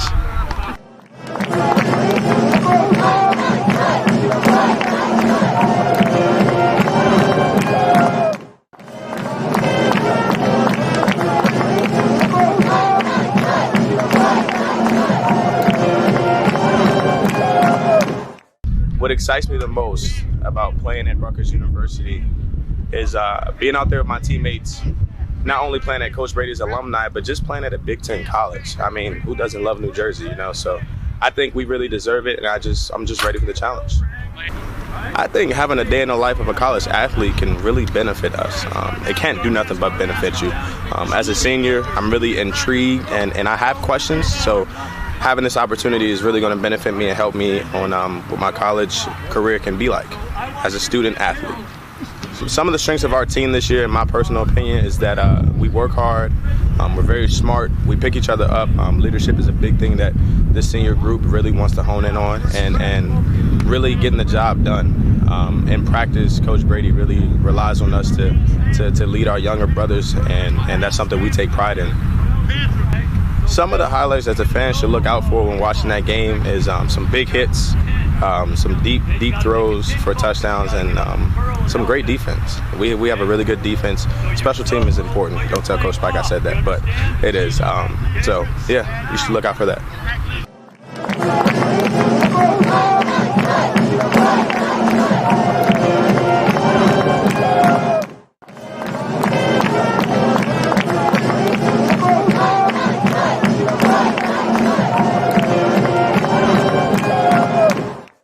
The opportunity to take our team, St. Marys'S, back to my alma mater, Rutgers University. I can't say how excited I am about it. It's like a dream come true for me. I've wanted to go back there for a few years and do this for the guys. Thursday night we get a chance to watch Rutgers play Temple, and the next day we play in the same exact stadium. I think it's really neat for our guys to see where I was for 4 years and competed, and get a chance to get on a Big Ten campus, watch a big-time football game, and then the next day play one of our own, represent who we are here. Because not only representing our football team, but our school community, the local community, Southern Maryland, and the WCAC. But the preparation, getting ready for St. Joe's Prep will definitely be as intense as anybody else we have. Their national program, they do a great job. A lot of things we want to emulate what they do as far as their program, and we're working to get to that level ourselves. So it will be a serious week of practice for sure. Going to play a game at a college stadium and staying overnight, the maturity aspect of that is an incredible opportunity for our guys to experience the day in the life of being a college football player. That's one of the things I want to do every year is we do a travel game each year for that reason, because the experience of going on a trip together as a team, staying overnight, and then playing a game the next day, the walkthrough in the hotel, the team meals, those are all things they're going to have in college. And I love to give that to them now. And the interesting part of it is the guys, when we go on these trips, they remember the game, but the part they remember the most and talk about was the camaraderie, the time on the bus, the time in the hotel, that opportunity to be together as a group and really enjoy each other on a experience like this. If you're watching our game September 3rd, definitely want to watch out for some of our young players on offense. We have a great mix of veteran guys with some young, outstanding athletes. We're going to be exciting to watch on offense. We have explosive plays.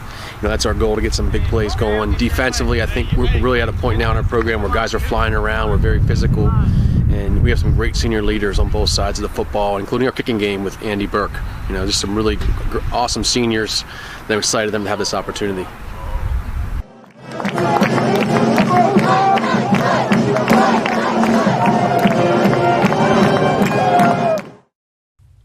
when one of the top public high school athletic programs in the state of New Jersey uses the #1 live stream in the nation. Flip to Carson. He went the 90 yards on the kickoff return. He's trying to finish it off with a touchdown, and he does! Jakai Carson. Ball court.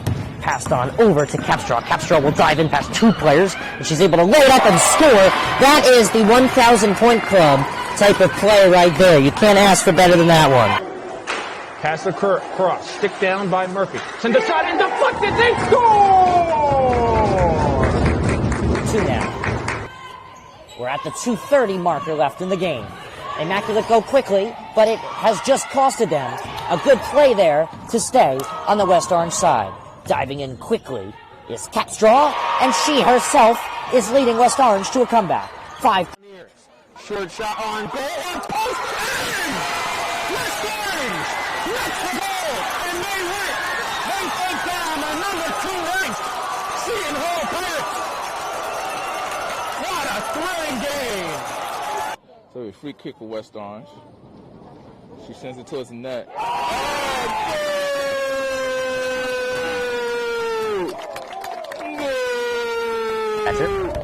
But we don't score the game, we just call and record it.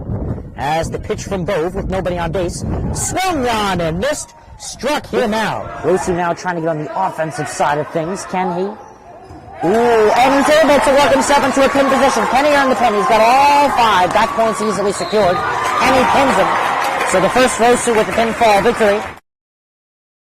West Orange with a 5-0 win over Newark Central. I'm here with West Orange head coach Doug Nevins. All right, West Orange with a 6-1 win over Columbia. I'm here with 3 stars of the game: Emma Mitchell, Kaya Schultz, Gianna Festino.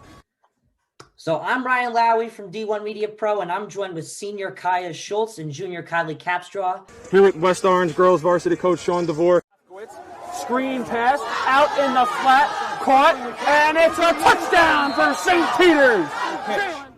O'Donnell swinging away, puts it over the shortstop's head. That's a base hit. It'll score 1. Faraz on his way home. Throw is not in time. Going quickly, Bullock takes the snap, throws to the far side. Wide open touchdown. In there, called strike 3 looking. Mulcahy strikes out the side. He's perfect through 2. Now up ahead for the Marauders.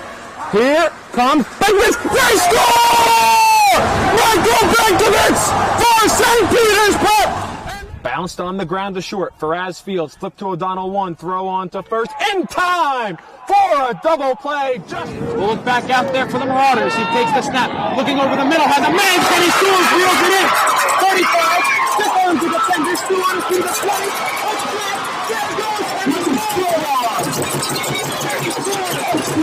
Once again.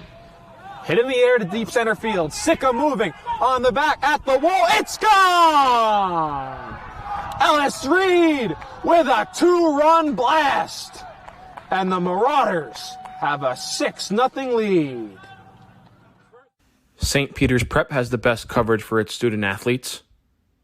Why don't you? First snap.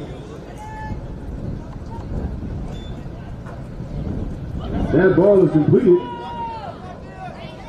She is gone. She's at the 20, the 30, the 20. She will not be caught. That is a touchdown on play 1.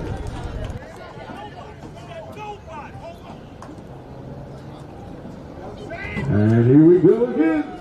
Touchdown number 8, Wadia Finley. Here's Shabazz, pulls up for 3. 3 is good. He fell. Kareem fell. Give it to him. Touchdown. Boom. And that is a Bulldog touchdown.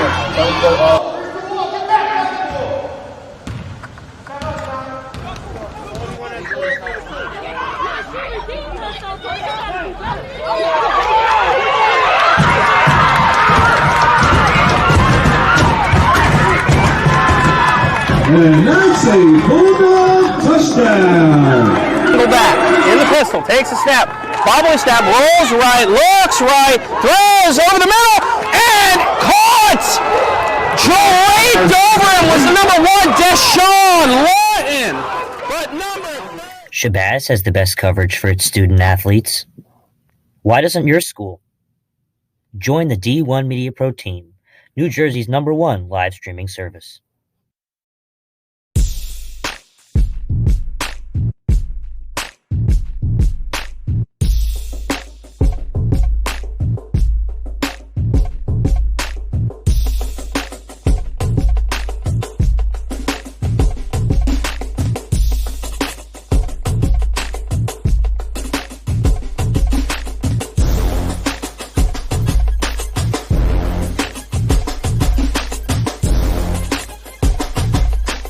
One of New Jersey's premier high school basketball teams gets their coverage from D1 Media Pro, and it goes like this. Finds Floyd to tie things up. Tie game! 62 apiece. 90 seconds. Floyd attacking and throws it down.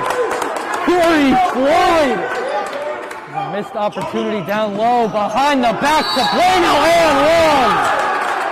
Lawrence with Floyd, he'll lob it up on a slam. It's too low for Dunn. Wilcher to Floyd, lays it in and one on the lob. Thought about the three, drives baseline. Oh, what a start for Corey Floyd. Rowdy here with Corey Floyd after a tough. Wilcher, three, got it. Simeon Wilcher is fired up. And Simeon Wilcher all alone with the flush. Here with Simeon Wilcher. And a pass taken away by Marshall. And he'll throw it down. Tosses it ahead to Valencia. Serene driving and throws it down. He can't get around and a turnover.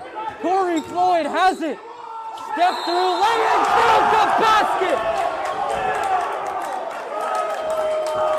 Marcus Rodi here with Roselle Catholic head coach Dave Boff. Dave, you're coming up. Now it's your time to join.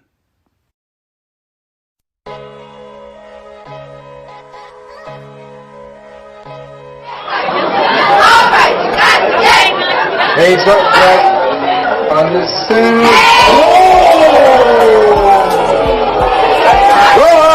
Took him and deep cleaning. Horton dribbles into the front court to Khalil Whitney. Going to the basket and the jam.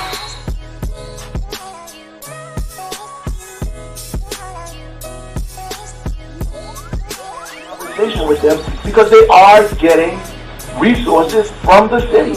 They are getting resources, and they're arguing with us about the timeliness of those resources.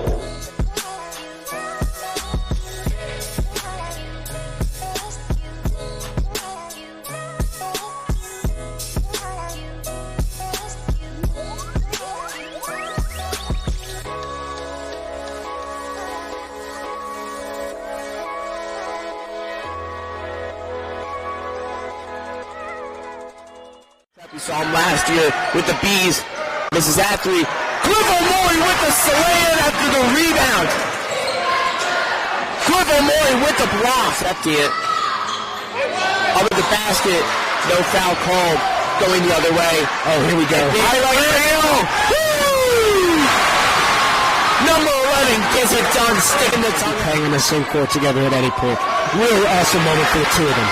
CJ going up for the dunk. 14-5, Coach Eric Elliott. It was a backcourt except for the one guy that mattered. Oh! Freshman Simeon Wilcher. Welcome to the Lions Den. We use that new coin term again, Matt. We just saw the Cliff effect twice. Woo! On the defensive side. So good. From Brian Bernard. And Cliff. Woo! Another slam dunk. Gets the steal. He's up to 9. Sports Center, you better be watching. We're all getting an open shot like that. It's always the alley-oop. CJ Wilcher, the big game so far today. Cliff O'Mori, the highlight reel dunk. Up to Niles Lane. Oh my God. That's the dunk potentially. CJ baseline dunk. Gap between these two teams. As Wilcher's off on the three. But Rivera gets the rebound and the slam dunk. We're going to get a finish here. Oh, a slam dunk finish to clarify that. What a way to Catholic Lion. What a finish. that is the game, folks. We'll be back with Coach Bob and with Miles Lane as Matt. All right, this is Adam. Take 2. Mark? I guess. I go like this. The best part about playing football in Texas has to be the reaction from the community. I want to encourage others to play volleyball or choir because you get to experience new things and do stuff that you've never done before. My reason why is passion. My reason why is pride.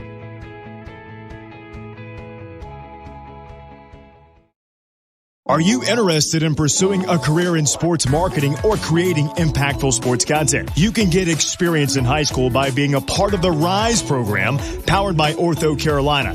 It will give you a head start on an exciting career. The RISE program exposes students to industry professionals and gives them real-world experience by creating content and marketing the teams at their own high school. To find out how you can be a part of RISE, email us at contact@readinessandsportseducation.org. The middle, barreling towards the goal line. Baldwin is in for a Vance touchdown. Right down the middle, man. This guy, and he keep going, and he the ball's loose. And they hop back on it, and that's a touchdown. Short punt, bounces at the 35. Fielded at the 40 by Quick. Out to the corner. He's got blockers and a lot of green grass in front of him. Cuts back. He's in for a touchdown. Swing pass in the flat. Touchdown. Good job, block. 3rd down and 17, a handoff, getting to the outside. There's a first down, and all the way to the races is Elijah McWilliams to the house for a touchdown and for an IMIC for a division championship.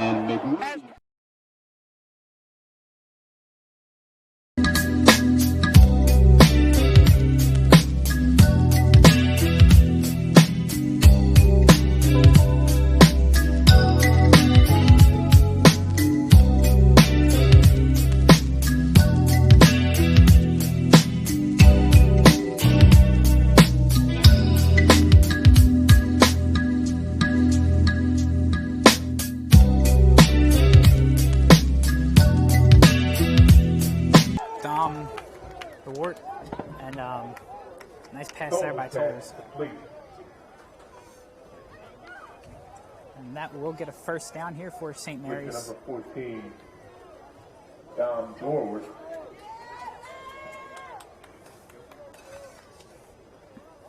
We've talked in the first half about limiting mistakes here for St. Mary's, and so far on that first play it was very well drawn up. Tolles making the right read, and Dorward making a great catch and getting a few extra yards, picking up the first down, or second down. Marked it short now. Big sack here from James Hurd Jr. Flying in. After a gain of 5, they'll be backed up by about 6 or 7. 3rd down and 13. 3rd and 13, so a loss of 8 there on the play for the Knights. James Hurd and Josiah Trotter have really been in there on that pass rush, making a lot of big plays. Josiah Trotter with a ton of tackles, recovered fumble, and almost an interception, but a few deflected passes as well. St. Mary's, as we see a flash of something, just to get something going, we see a sack in response by St. Joe's Prep. Tolles on the snap, it's a little bit low. He'll roll out to his left. Throw, and that's caught. Number 20, Darius Henderson. Total pass complete for number 20, Darius Henderson. He was a little slow to get up. He fell on a Hawk. As he fell down, he fell onto a Hawk's knee. His head hit right down. There's a weird motion in his neck, but he's definitely feeling that one a little bit.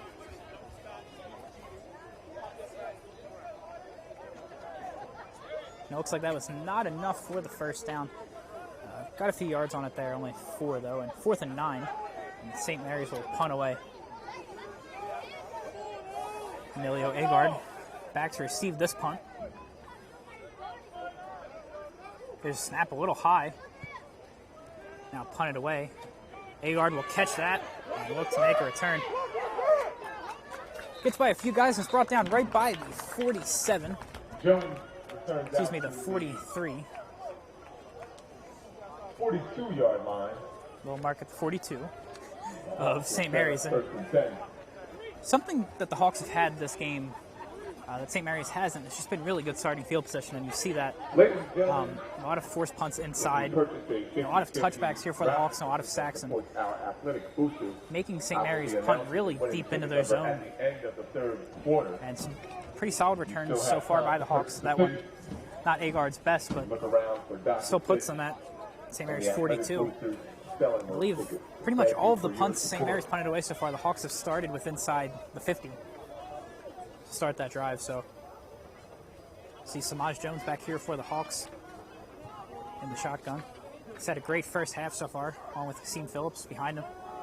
He will hand this one off. And Kasim not getting very far, probably lost a yard there. Bring up 2nd 11 for the Hawks. Great stand there by the nice D-line. Yeah, the Hawks, St. Mary's defense has been playing well. They've been playing very well. They just haven't been able to get anything going on offense.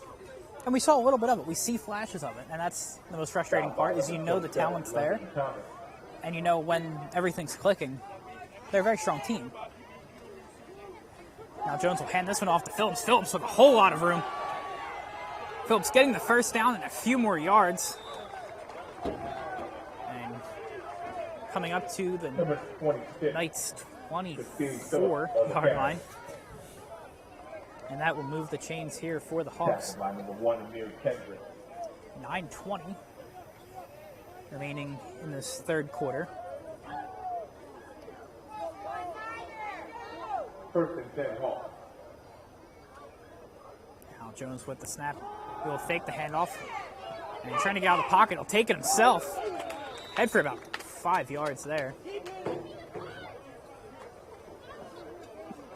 Jones on the keeper. Gain of 4 on the play. Gain of 4, and that'll bring up 2nd and 6 here. Stop by number 66, Terrence McCauley. And the Hawks make some substitutions. McCauley coming up with the tackle Down and 6. for St. Mary Ryken. Now the ball on the 19-yard line here for the Hawks. 2nd and 6, very manageable. Looks like Eric Sanchez in the backfield. Still have yet to see Josh Barlow and Blaine Bunch, both seniors here for the Hawks, and had very strong junior years. And this handoff to Sanchez. He brought down behind the line of scrimmage.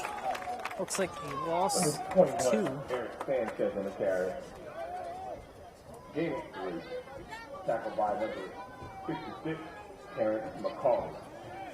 I tell you, St. Mary's, they got some football players. They got some football players. They do, and we're seeing it a lot more now. Very strong defensive stand so far.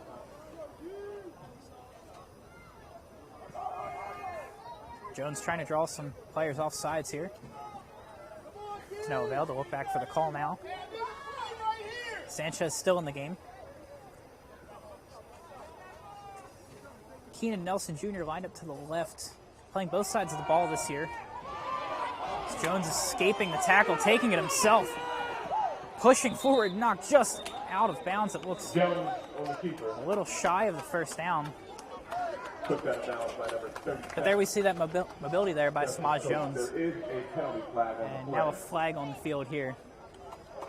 And it will be on the Hawks. Holding against the Hawks. Holding in this. I'd imagine this would be coming back. I mean, you'd have to accept the penalty here, right? If they decline it, they'd have to redo, or decline it, they'd have 4th and 2, and I'd imagine Hawks would go for it here. Up by 26, almost in the red zone. So this will take the Hawks back to the 25. 3rd and 12 now. That's a nice run by Jones, had to come all the way back. Now Kasim Phillips lined up in the backfield, 3 receivers to the left. Jones with some time.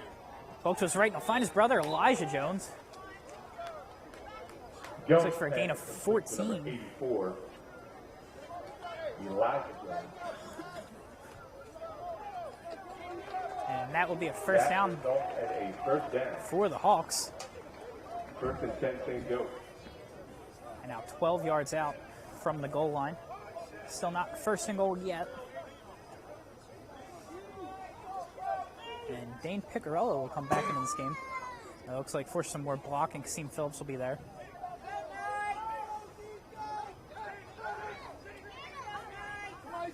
Picarello in motion. Two receivers to Samaj's left. He'll fake the handoff and take it himself. A little bit of a high tackle there by Ryken. And Jones will pick up about a gain of 2 or 3. Keeps on his leg.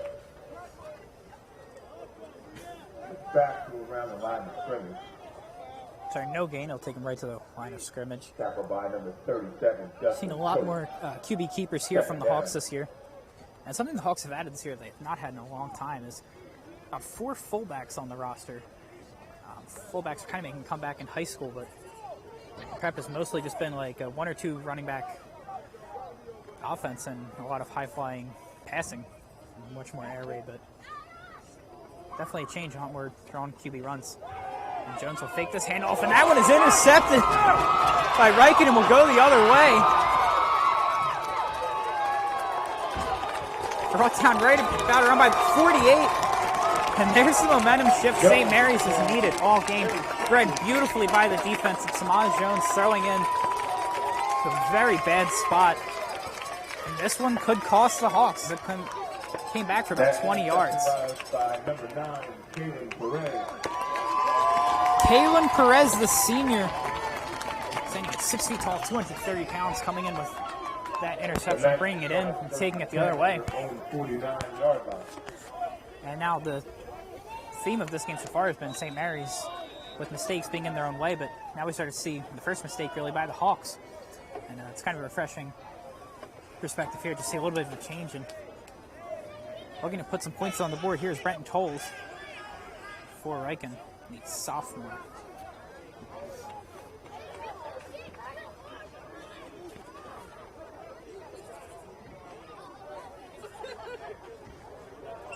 Tolles taking the snap, looking to his left, batted down immediately by the Hawks.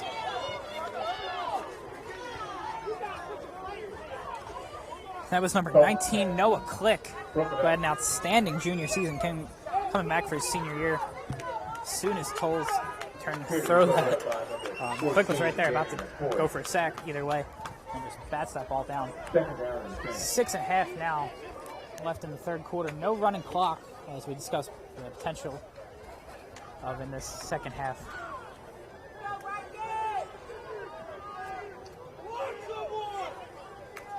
A little bit of motion play here.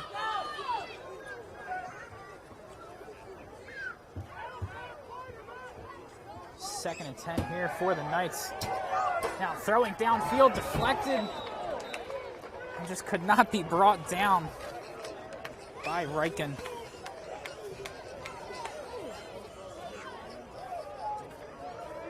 And in coverage there for St. Joe's Prep.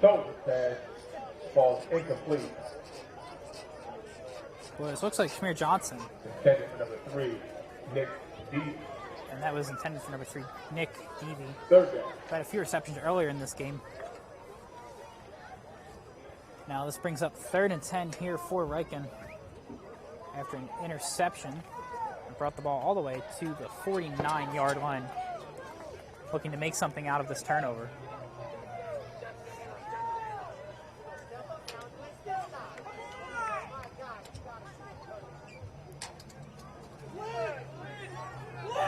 Tolles will take the snap, rolling to his left, throwing downfield, just a little overthrown there. Intended for number 20, Darius Henderson. And you can see that pass rush of the Hawks coming in. And that will bring up 4th down here for Ryken. And it looks like the punting unit will come on. 6:19 now.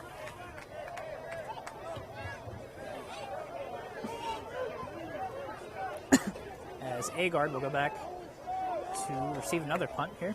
He's done fairly well so far. Longest term being almost 20 yards, the shortest being about 5 or 6. He's had plenty of opportunities. Just a great opportunity here for him as a sophomore. His first year starting. As I mentioned, I already played a few minutes in the state championship. Now back to punt Andy Burke, the senior, here for St. Mary's Ryken.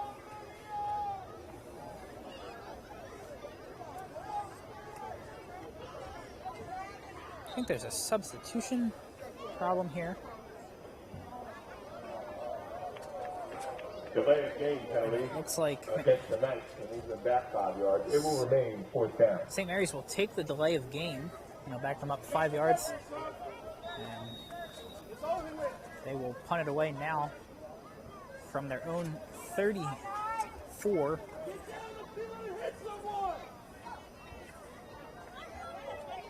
Fourth and 15 now. This punt is up and away. And Agard is back to catch that. Fields a clean block in the back there by the Hawks, and the flags start flying.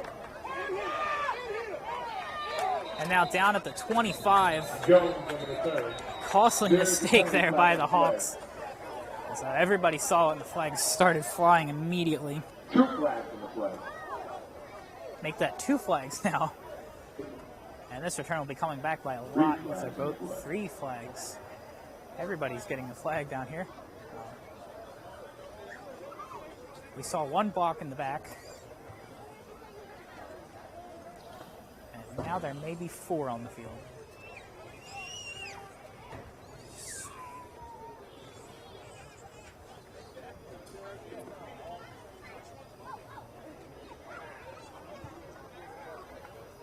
So the Hawks will get the ball.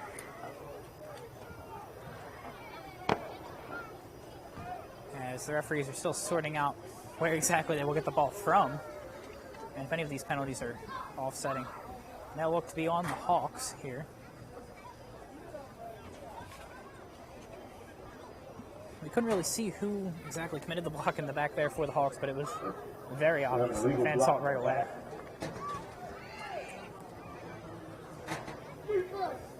Looks like illegal participation. An illegal participation here, I believe, also on the Hawks, and this ball will be spotted inside 7 now, it looks like.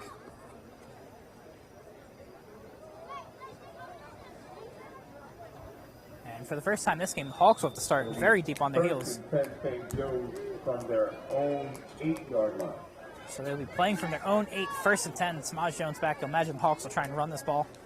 Just get it out of harm's way. Kasim Phillips, with a little bit of speed, crashing into the line hard. Maybe a pickup of 1 or 2. Number 26, Kasim Phillips on the carry.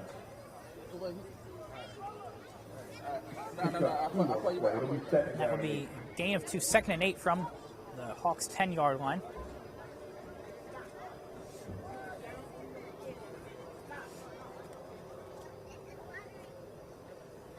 And Samaj Jones back there. Kasim Phillips still out there. And the Hawks will bring in an extra blocker behind the line. Now the handoff to Kasim Phillips. Jones faking the throw. And that one will not go far either. And it looks like another gain of 2, so 3rd and 6 here for the Hawks. 5:10 remaining in the 3rd quarter. The first half, all Hawks. Samaj Jones completing a touchdown pass, 32 yards to David Washington.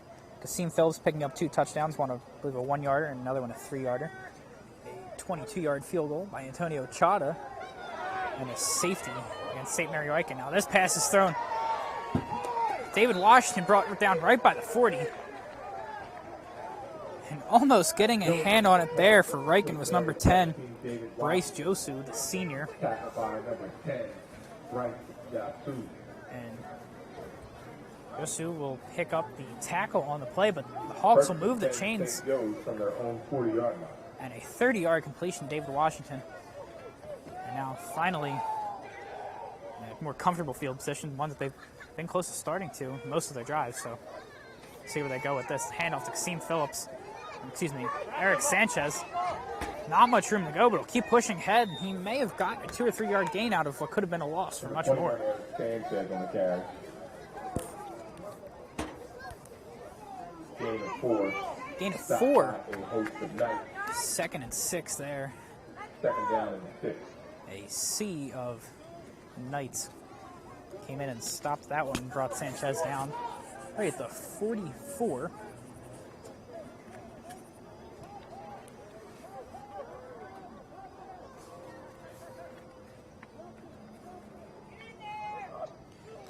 Here's the snap from Jones. Look to his left to find Washington. Washington, the block breaks down, but he still has some room.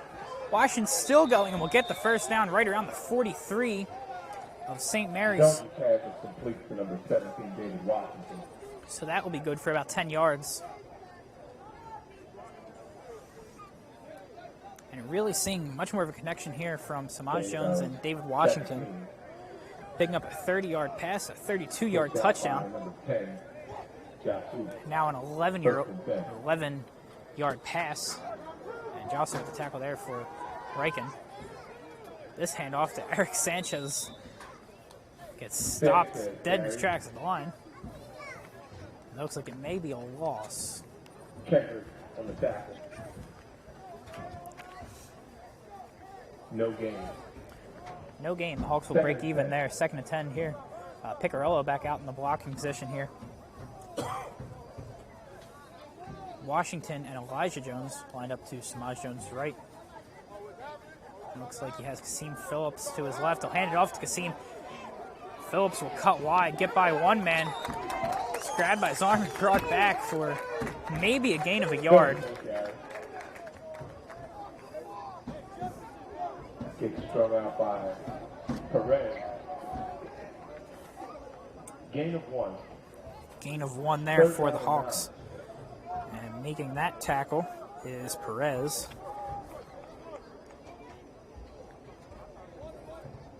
For St. Mary Ryken.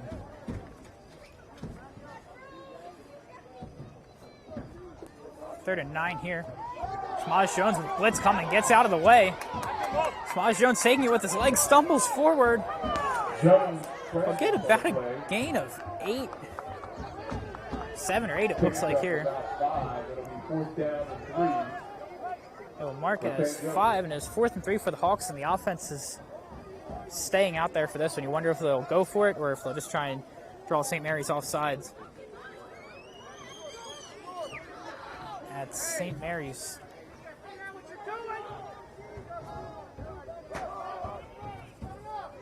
St. Mary's 37-yard line.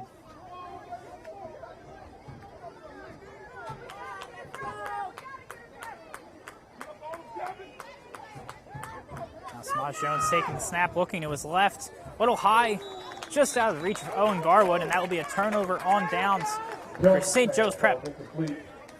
1 minute and 40 seconds left now in this third quarter.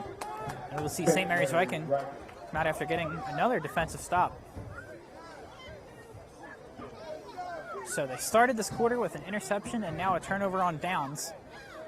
So defense has definitely been picking it up. Not that they've been struggling in the first half. Just mostly some great plays there by the Hawks. We will announce that at the end of this quarter. And now we will see the winner will leave with a cool $380. Jacon Robinson at running back next to Brenton Tolles. In the inside zone. That snap is through the hands of Tolles, and he tries to fall on it. And it looks like the Hawks may come away with it, and Josiah Trotter gets his hands on it and takes it another 5 yards. Josiah Trotter has had himself a night. And just as you see the momentum begin to shift, the Hawks make another play on an unfortunate snap here for St. Mary's. And unfortunately, it's been a theme of this game. Now the ball backed up from the next 14-yard line of St. Mary's. The St. Joe's Prep offense will come right back out, leading 26-0 with 1:32 left in the third quarter.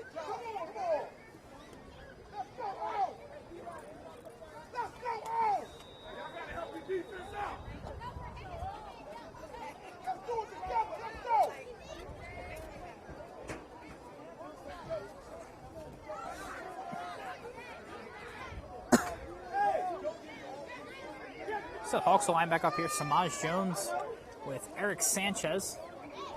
The Hawks with a new center in this game, by the way. Julian Cervantes, after their center originally got hurt. Cervantes swapping over from right guard at the start of the season. Samaj Jones facing some pressure, will cut outside. They will throw that out of bounds, and the fans want an intentional grounding. But it looks like they will not get it. 2nd and 10 here for it. Here flies the flag. intentional grounding. And it will be an intentional grounding against Samaj Jones and the Hawks.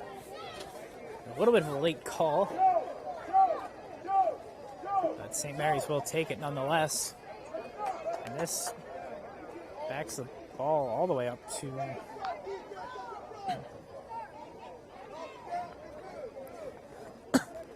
the 29-yard line, a 15-yard penalty there. Sorry, the 34.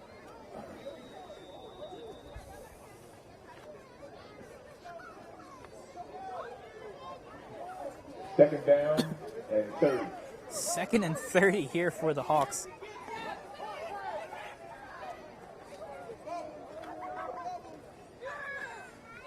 Now in motion, number 8, Mike DeTrolio for the Hawks. Samaj Jones stepping back. Go find Eric Sanchez on the screen. He has some blockers ahead. And Sanchez going all the way to the house for a 34-yard Hawks touchdown. Some great lead blocks in front there by the Hawks. Number 64, Pat McGinnis. And number 74, Julian Cervantes. Were with Eric Sanchez all the way and had some great leading blocks there. George Reinhardt, the junior, also in the mix. And not exactly how, probably drew it up, but Samaj Jones facing some pressure, dumps it down to Eric Sanchez. And Eric Sanchez with a whole lot of real estate there, created by his offensive line. And the Hawks will go for the extra point, now up 32. As we're nearing the final minute of this third quarter. Antonio Chata 4 for 4 so far in extra points and 1 for 1 in field goals. Place kicker Owen Garwood, also the receiver.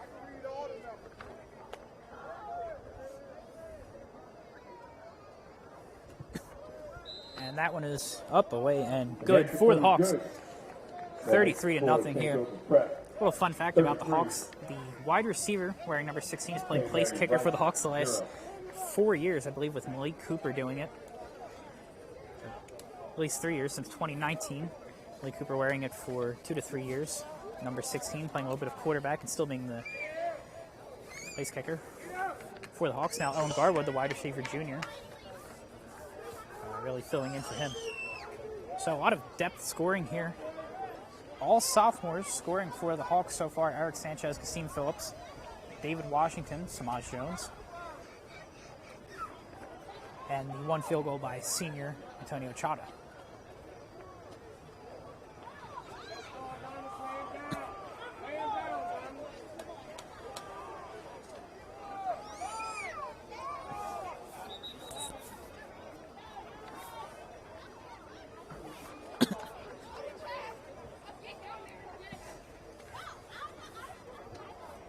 Hawks getting ready to kick this one away.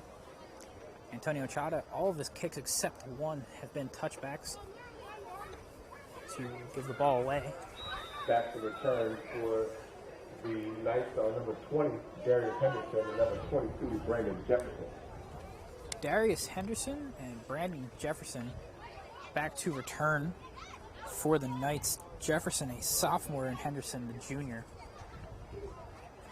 Henderson's had an excellent game so far, picking up a few catches and a first down or two. And that one is booted in the end zone by Chata, and we will see this one brought out to the 20. And St. Mary's looking to build off a little bit of momentum they've seen, a little bit better with the passing, tightening things up, and just trying to limit the mistakes from the center and some bad snaps.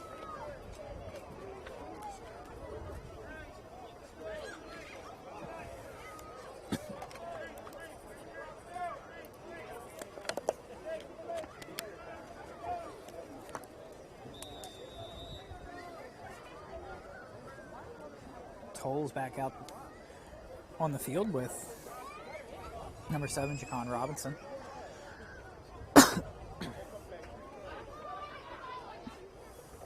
Tolles taking the snap, handing it off to Robinson. Robinson picking up a few yards before being brought down about a yard past the line of scrimmage. Number 7, Jacon Robinson on the carry. Stopped by number 45, Cole. And Romeo Norris, the junior lineman, a little shaken up after that snap, kind of hobbling away, but he looks all good. So Good sign there. They will pick up a yard on that carry. 50 seconds now in the third quarter as time is ticking away in this game. And for St. Mary Ryken to get back on the board, or to get on the board.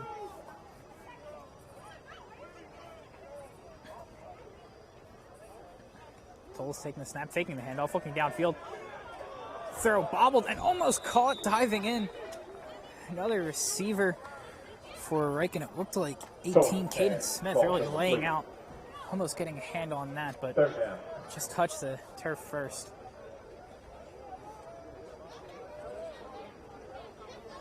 Not going to see who it was originally intended for, but almost caught and then almost batted down by the Hawks. And diving out there for that play, Caden Smith almost making a great play to maybe pick up a yard or two there for the Knights. That looks like another substitution issue here for Ryken. Number 60, Jackson Blackwell, a junior, coming off the field.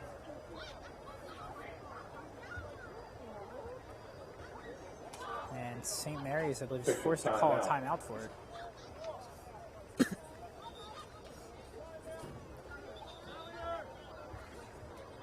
Timeout, nice.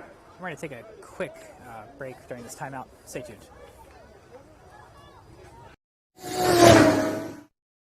Right up the middle, barreling towards the goal line. Baldwin is in for a Vance touchdown. Right down the middle, man. This guy, and he keep going, and he the ball's loose. And they hop back on it, and that's a touchdown. Short punt, bounces at the 35, fielded at the 40 by Quick, out to the corner. He's got blockers and a lot of green grass in front of him. Cuts back, he's in for a touchdown! Swing pass in the flat. Touchdown. Good job, block. Third down and 17, a handoff, getting to the outside. There's a hole, there's a first down, and all the way to the races is Elijah McWilliams. All right, we're back. And welcome back here. 29 seconds left in the third quarter. St. Mary Ryken getting the ball back after a fumble, which resulted in a St. Joe's Prep touchdown from Eric Sanchez. Now coming in on the rush. Cole's getting that throw out and just short of Nick Devey, and flags flying. Nick Devey, excuse me. Looks like this one may be against the Hawks for pass interference or holding.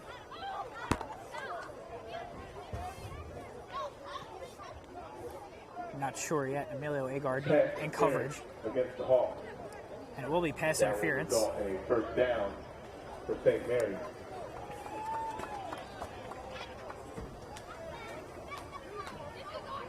So automatic first down here for St. Mary's, moving the ball up to their 36 after the pass interference.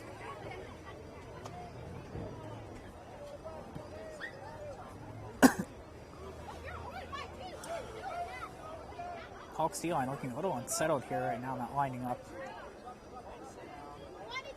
Almost jumping the snap, and now the handoff here to Robinson. And he will gain about a yard or two there. Robinson on the carry. Gain of 1. He will gain 1 now. Second down and 9. Second and 9 with 5 seconds left, and this will probably do it for the quarter as St. Mary's is exiting the field. As the Hawks. And with the end of the third quarter, your score is 33-0. St. Joe's Prep over St. Mary's Ryken. We're going to take another quick break. We'll see you in the fourth quarter. Ladies and gentlemen, if you purchase a 50-50... Are you interested in pursuing a career in sports marketing or creating impactful sports content? You can get experience in high school by being a part of the RISE program powered by Ortho Carolina. It will give you a head start on an exciting career. The RISE program exposes students to industry professionals and gives them real-world experience by creating content and marketing the teams at their own high school. To find out how you can be a part of RISE, email us at contact@readinessandsportseducation.org. It's not rocket science. So, like, you telling me you recorded the game, but it's 48 clips there, and I'm like, where's my kickoff? Like, what the hell, y'all? I recorded the kickoff. Like, so they're recording. Oh, wait, we back on air. All right. I'm sorry. Welcome back here for the start of the fourth quarter. The Hawks lead St. Mary's Ryken 33-0 after an excellent showing by the sophomore class of 2024 for the Hawks, accounting for all of the Hawks' touchdowns and 1 field goal and 1 safety. Field goal coming from their senior kicker and safety coming from a punt mishap in St. Mary Ryken's end zone where the punter stepped out of bounds. St. Joe's defense very disorganized here. Start the fourth quarter as Tolles back there with Robinson to his left. Tolles will fake the handoff, drop back. Booking has some time to let that one fly, and that drops. Just short of number 14, Dom Dort. Tolles pass intended for number 14, Dom Dort. Dom Dort, incomplete. Keenan Nelson in coverage there. Some fans wanting some call for contact, but really nothing there. Just a little bit of an overthrow there by Tolles. Brings up 3rd and 9 here for St. Mary's. Ball on their own 37.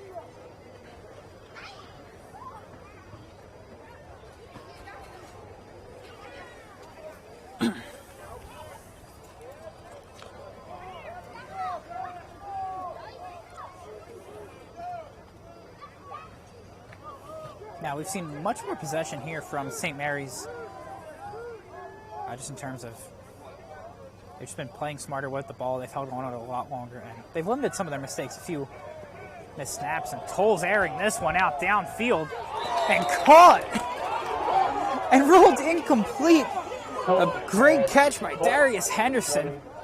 And it looked like he definitely got a foot in bounds. And the fans wanted an outstanding catch and a great throw there by Tolles to air it out, but they will not call this one in favor of St. Mary's. And that is a costly call there by the referees. That really would have been that big chunk, that huge play that the Knights needed.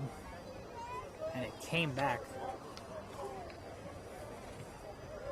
But just a crazy effort there by Henderson to really extend and just keep his foot in bounds, even though it was not called like that. It certainly looked like he had it in bounds, and the referee was right there and he said otherwise. I'm not sure. High snap here on the punt. Hawks almost getting inside there. That punt may have been deflected and will drop short at the 42-yard line. And no return. About the 42-yard line. So no running clock yet. 1st and 10 Hawks. Still no running clock here. The Hawks up by 33. I wonder if the threshold is 35. And yeah, Jersey is 35. North Carolina is 42. Hopefully we won't have to see a running clock situation. Hopefully we look, I want to go home, man. I understand, but I'd love to see some points here on both sides. No, St. Mary's been knocking on the door, man. I've been wanting to see one. I would pick 6 something, man.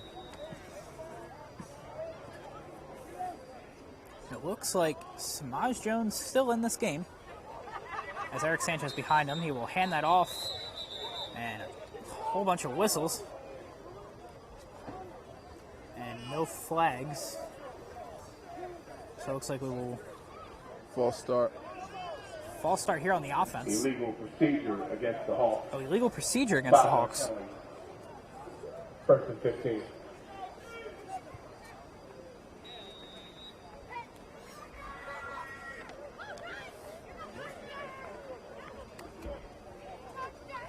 And that will take them back 5 yards here.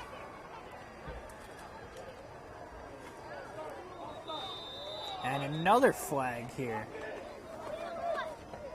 Looks like it'll be on the Hawks again. False start against St. Joe's. And another false start, taking them back another 5 yards. 1st and 20. 1st and 20. And the Hawks now on their own 33 or 32. Maybe we'll finally see the first play of this drive here. As Samaj Jones will hand it into Eric Sanchez, and Sanchez will cut right up the middle. Number 21, Eric Sanchez on the carry. For a gain of about 9. And limping off the field is number 16, Owen Garwood. Number 27, Levis Thomas on the tackle. A little bit of a scary collision there. Sanchez came down and fell on the back of Garwood's right leg, and you can see him limping off the field under his own power, which is always a good sign. So we'll bring up a 2nd and 14 here for the Hawks. Sanchez only getting 6, looked like a little bit more. Now Jones handing it off again to Sanchez. Sanchez breaking through the line again. And still not taken down. And I wonder where they'll stop this.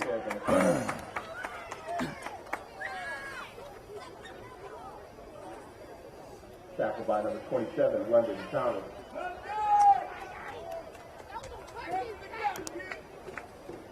And it looks like it will be no gain on the play. 3rd and 19. Or it will be a loss of 5, 3rd and 19 now. And with the score in just a little bit over 10 minutes left, you wonder how much longer we'll see Samaj Jones in this game before Dane Piccarello may go in. Jones taking the snap. He's looking to pass. Has some time. Launching it downfield. He has David Washington, and that slips through his hands. And incomplete for the Hawks. Jones' pass intended for number 17, David Washington, falls incomplete. 4th down. And can't tell. Looks like Washington is down. Found out on the field. Slow to get up. And I don't exactly know what happened. Took a little shot after he missed the pass. Okay, I saw the hard fall, and he looked like he was about to get up, and then he stopped for a minute, but the trainers will go over to examine him.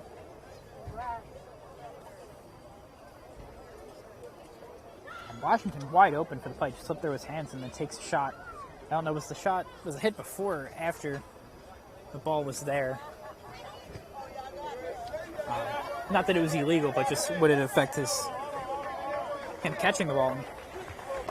He will get up. I think he just had the wind knocked out of him there. It's a hard hit, and he will walk off the field limping a little bit, and probably one of the last guys you want to see go down, especially after the game he's had and the connection he's made with Samaj Jones. 4th and 19 now.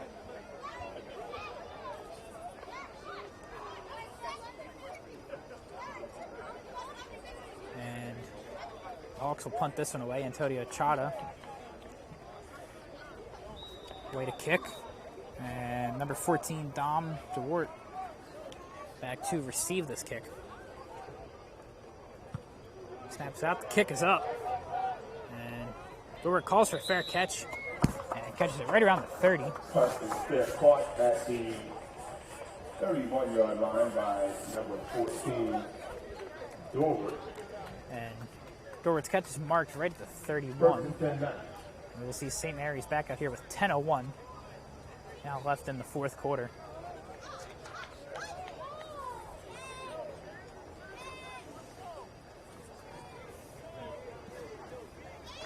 Looks like the same defense here for the Hawks. We've seen a few substitutions on the D-line. Looks like we will have some new guys coming in here for the Hawks. Number 92, Richard James, also known as Wink James. And Matt Roback coming in for the Hawks. I believe Wink James has been splitting snaps with James Hurd. And that run there by Ryken. Only for about a gain of 1.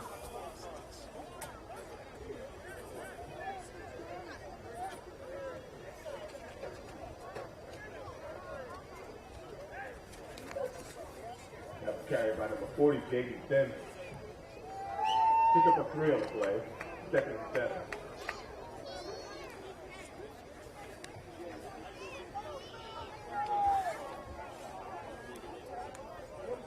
That carry there by Jaden Sims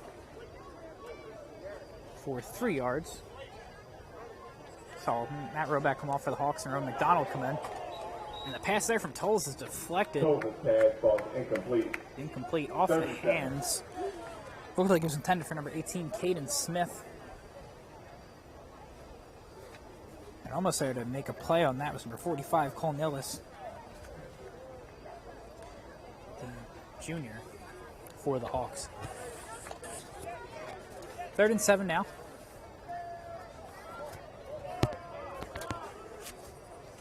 Tolles lining up for the snap, trying to get another first down here. Keep this drive alive, move the ball. They need 8. They need 7. Tolles with the snap. Dan Daly coming on the rush, and now throw outside. Got a first down. Looks like they got a first down. That will. Tolles' pass is complete to number 12. Number 12, Cooper Smith. And catch up good for about 11 or 12, and they will move the chains. First down.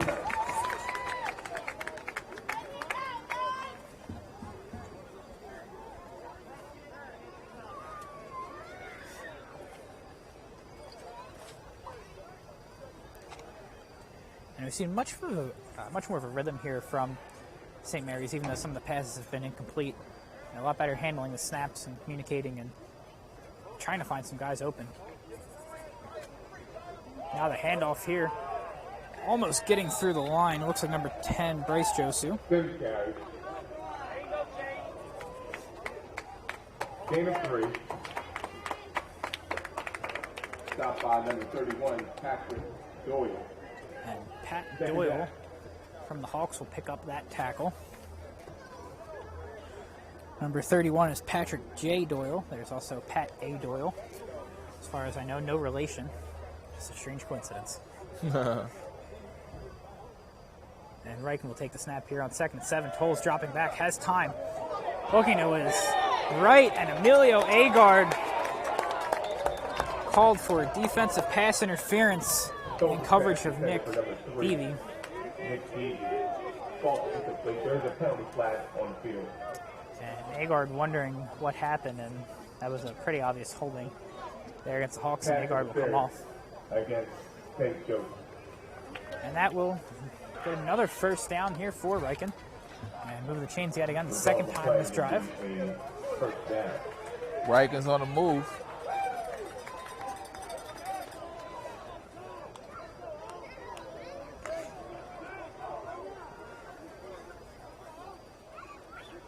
It's just nice to see a little bit more energy here from this Ryken team. Had a slow first half, but really came out strong in this second half. Third quarter was much better.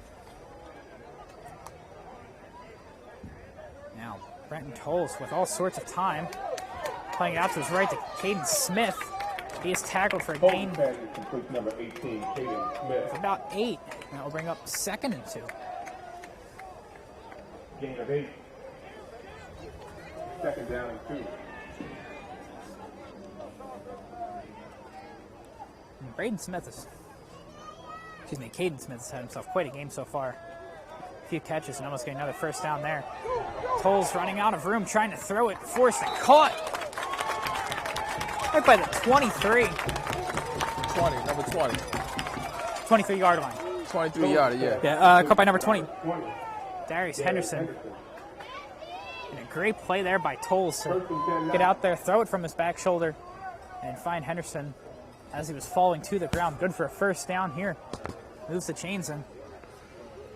Looking good for Ryken right now. As Hawks line not communicating and not lining up, and it's a good change of pace here for the game. Tolles with the snap. He's got a man coming right at him. He'll throw it. And a flag here, and it looks like it's on the Hawks. Pass interference. Interference number 52, Thomas Cerruti, the sophomore. Tolles had to really get that one off quickly, as he had a man coming straight for him. As the referees are still discussing the penalty. Flag is being waved off. And the flag is waved off. And 2nd and 10 here for St. Mary's Ryken. 6:41 now remains in this game. Hawks up by 33 after a strong performance by the class of 2024. On both sides of the ball, really. Brent Tolles having a very great game despite all of the struggles they faced so far.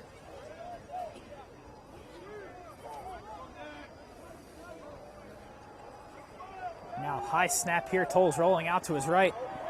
Sending it down the field and picked off by the Hawks right at the 2-yard line. And that will be number 39. By number 34, Keon Powell. They're saying on the loudspeaker 34 Keon Powell, but it looked like 39 Anthony Sacca. Had a great play there. And a crushing blow for St. Mary's Ryken as you finally see the momentum. And it looked good in the air. And Sacca, the sophomore, coming down with the ball. Putting the ball on the 1-yard line for the Hawks. Just not able to get much return on that or get a touchback. That interception was by number 39, Anthony Sacca. So Anthony Sacca picks up his first career interception at the varsity level for the Hawks. Big moment for him. Also had his first career fumble recovery. Sorry, not the sophomore, the freshman playing corner. So a great showing by him. Surely speaks to the depth of this St. Joe's Prep Hawks team. And we will see the offense back out there. This time, Dane Piccarello under center with a low snap. Dane calling his own number again, gets out to about the Number 3. 13, check that. Number 13, Dane Piccarello. Piccarello, he's not afraid to bet on himself. Not at all, and you have to appreciate that. He's an excellent leader. I was able to talk to him we had a fall sports media day with all of our sports. We had soccer, golf, cross country was not able to make it, but we also had one for football. I had the chance to speak to Dane Piccarello. Will be up on our WSGP Spotify for those interested. And he's just excellent leader, excellent mentality. This one handed off to Eric Sanchez. Sanchez with some room, breaks a few tackles, and down at about the 32-yard line. I thought it was going to get a house call. It was looking like it had, it's like number 21 back there, Sean Gorham, with the stop. And had he not been there, as you said, I definitely looked like a house call there for the Hawks. Excuse me, Amari Middleton with the tackle. And a heads-up play there by Amari Middleton to prevent that from going too far. Now Piccarello staying in this game. He'll throw. He'll send it out to his right for another gain. Winston Yates, the transfer. Complete to number 22, Winston Yates. With a nice pickup there, his first catch as a Hawk. Yates, the junior transfer coming over for the Hawks this season out of New Jersey. I think Piccarello got this offense clicking a little sharper than QB1. I don't want to start no quarterback controversy now. There's been quarterback controversy for a while now, and the question always been, are we sure? And now Dane really making everyone question it, or at least making this QB competition much more interesting. Gain of 3. 4:54 left. Gain of 3 yards for the Hawks. 2nd and 7, 33-0. St. Joe's Prep leads over St. Mary's Ryken. St. Mary's Ryken putting together a nice drive for freshman Anthony Sacca with an interception on the 1-yard line. I think if these teams face each other next year, it's going to be a different story. It's going to be a lot more closer. Oh, yeah. Now the pass from Piccarello, number 88, Brandon Raymond. He is hammered. Now that is incomplete. Hey, man, that's that St. Mary pride, man. They brought out that hitting stick. Number 88, Brandon. I'll take that all day. That was a great hit. Broken up by number 45. Number 45 for St. Mary's. I heard he's only a freshman. So they got some. Tariq Hayer, the freshman, huge hit. Piccarello will hand this one off to Sanchez, and Sanchez rushing again for another first down. I mean, despite the score, the future does look bright for St. Mary's. I've been liking what I see. Like, you eliminate the mistakes, it's a different game. But you see some of those hits from Hayer, some of those passes from Tolles. Yeah, they had a lot of bright spots. There's definitely a lot to talk about here and a lot to look forward to for this team. And this score, I don't think at all will reflect their season. I think it's very early. They're still working out some kinks. A very young team. This is only their first game, I think. Second game. So it's still early in the season. And they're not going to see another St. Joe's Prep in their league play. No. Not unless they play like Gonzaga and all those schools. I don't think they face those. St. Joe's Prep plays Gonzaga in 2 weeks, I believe. I don't think St. Mary plays. No. I'm saying if you're looking for another... is it at home? I believe it is. I'm coming. I'm putting out a calendar right now. I'm ADs, administrators of St. Joe's, if you're listening, I'm pulling up. Is that the Franklin Field? Franklin Field, I believe. I'm coming to that game. Gonzaga's always going to be a great game. They did not have their season last year due to COVID. So who else y'all play from the DMV? Y'all know Good Counsel, DeMatha. It's a lot of good schools out there. This one, the Sanchez with a huge hole to run through. He will take that for a huge gain. There's a penalty flag on the field. Some more penalties here. This look like in the area of a hold. This may be coming back, as nice as that was. Sometimes some of those runs are too good to be true.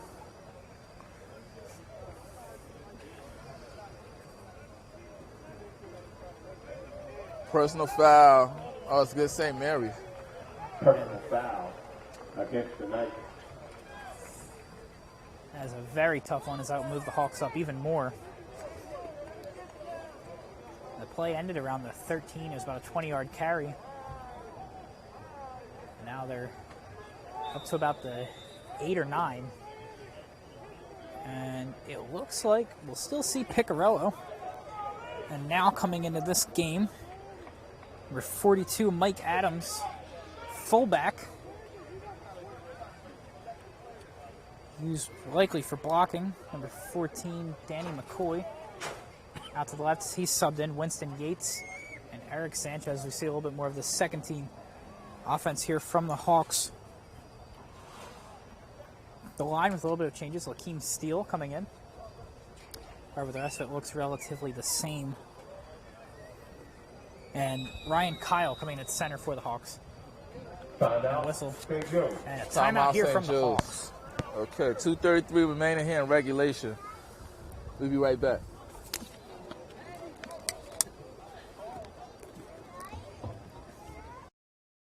All right, this is Adam. Take 2. Mark? I guess.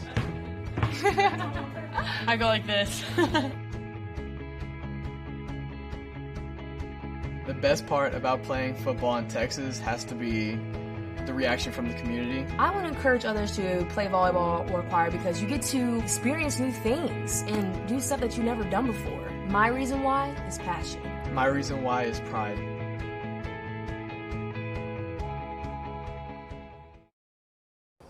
Oh, we're back. Us. And welcome back here. 2:33 left. The Hawks have a 1st and goal on the 9-yard line. Dane Piccarello in for Samaj Jones. As the first game for the Hawks this season, and to kick off their national schedule. Next week we will see them against Milton, and then the 17th against Gonzaga at Franklin Field. Piccarello with the snap, and he will hand it off to Danny McCoy. Danny McCoy cutting in, and that'll be good for a touchdown. And if I'm correct, that may have been his first. Great moment there for Danny McCoy, the senior. Danny McCoy. Listed as wide receiver, also plays a little bit of running back. Known around the team as Run DMC for Danny McCoy. A great moment for them seeing some of these depth players for the Hawks getting into the end zone. Danny 39 McCoy, nothing. DMC, I like that, man. Run DMC. He can run, we just saw it. It was a very nice play. 2:25 now. And it looks like we'll see a different face kicking for the Hawks as well. Number 36, Ryan Miller, the sophomore, going up for the extra point. Hold a little shaky, but that is good, and that'll be good enough for his first career point. Good, making the score. St. Joseph's Prep 40. St. Mary's Ryken 0. Now 40-0. No running clock yet. No running clock. I think it has to be up by a certain amount before the second half. Nah, like in New Jersey, it's like anytime it gets over, it's over 35, the clock just runs. Okay. I mean that prevents injuries, prevents embarrassment, you know. Right. And with the extra point from Ryan Miller, Chada will still be back to kick this one away, it looks like. But this should be the last series coming up at St. Mary's. Despite maybe they get another score. They get a board, something may happen. Love to see something. Maybe they run it back. Maybe that'd be nice. That'd be nice.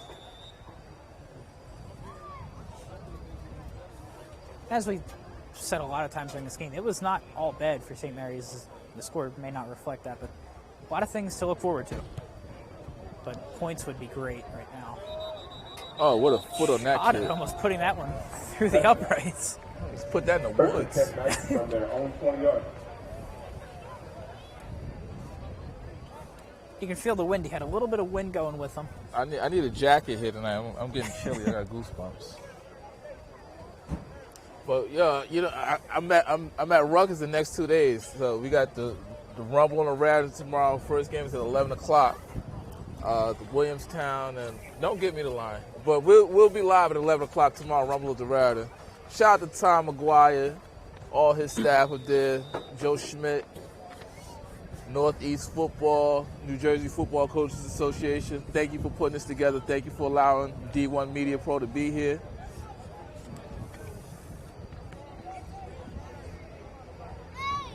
I know there are other live streaming services, but we just happen to be the best.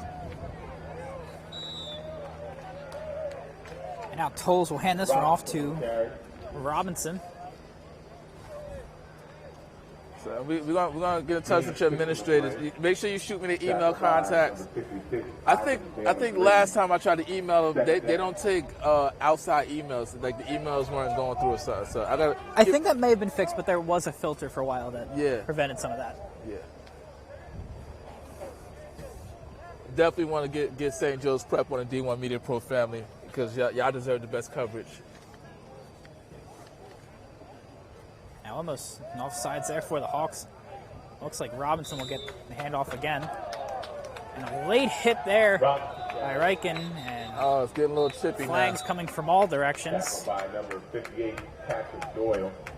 There is a penalty flag on the play. And number 58, Pat Doyle, had to be carried away from that for a retaliation penalty. You got to be smart right now because you have 40 points and with a little over a minute left to play. You don't want to get an ejection and be suspended for the next 2 games. You don't need that. No, it's not worth it. It said life is 10% what happens to you and 90% how you react to it. So you got to be smart. St. Mary's Knights. And not the best reaction here from the Knights, and this will back them up to their, looks like they're 15.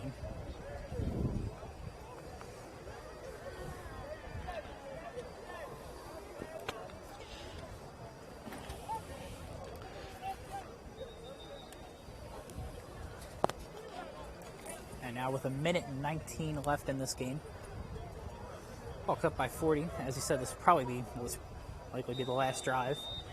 Yeah. For at least St. Mary's. Well, I'm gonna try to go home and get some sleep after this because I got a busy week, man. A nice hook over the middle there.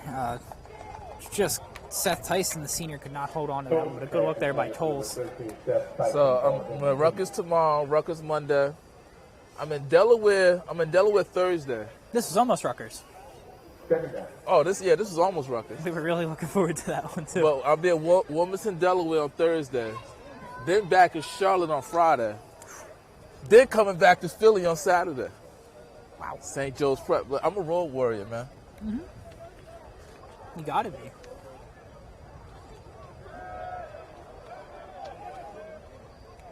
Now pass completed here by Tolles, and another flag flying in. Does this one look good for at least close to a first down? Yeah, look, you can't be number 1 in the country just staying local. So you got to travel, spread your wings. That's right, you got to travel the country to be number 1 everywhere. Yeah, and if I didn't travel, I wouldn't meet great kids like you, man. Thank you. And this one will go against the Hawks and move the ball forward for St. Mary's. 23 seconds remaining. First down. The fat lady is at the door. Well, she's been here for a minute. She's leaving concessions now. And it looks like it. Shout out to the York staff. They've been great, courteous, and we got a final. 40-0 here, Hawks. It was all sophomores and 2 seniors here for the Hawks. Danny McCoy with a touchdown late in the game. Tony Ochada with a field goal, and then David Washington with a connection from Samaj Jones and 2 from Kasim Phillips. And, of course, the safety that the Hawks were able to get. Well, Anthony, thank you. I don't know if I could have done this without you. Like, I really couldn't. Like, my mind is in other places right now. But I appreciate your help. I look forward to hopefully working with you in the future. Appreciate it. But right now, we're going to sign off. And you're sophomore? You're junior. So, yeah, you'll be back next year. And hopefully we'll be back at Rutgers next year. And you'll be on the call, man. That'd be great. Thank you for having me. I appreciate it, man. We're going to sign off right now. Catch us tomorrow morning, 11 o'clock, live from Rutgers. Kevin Connolly will be on the call, so you don't have to hear me.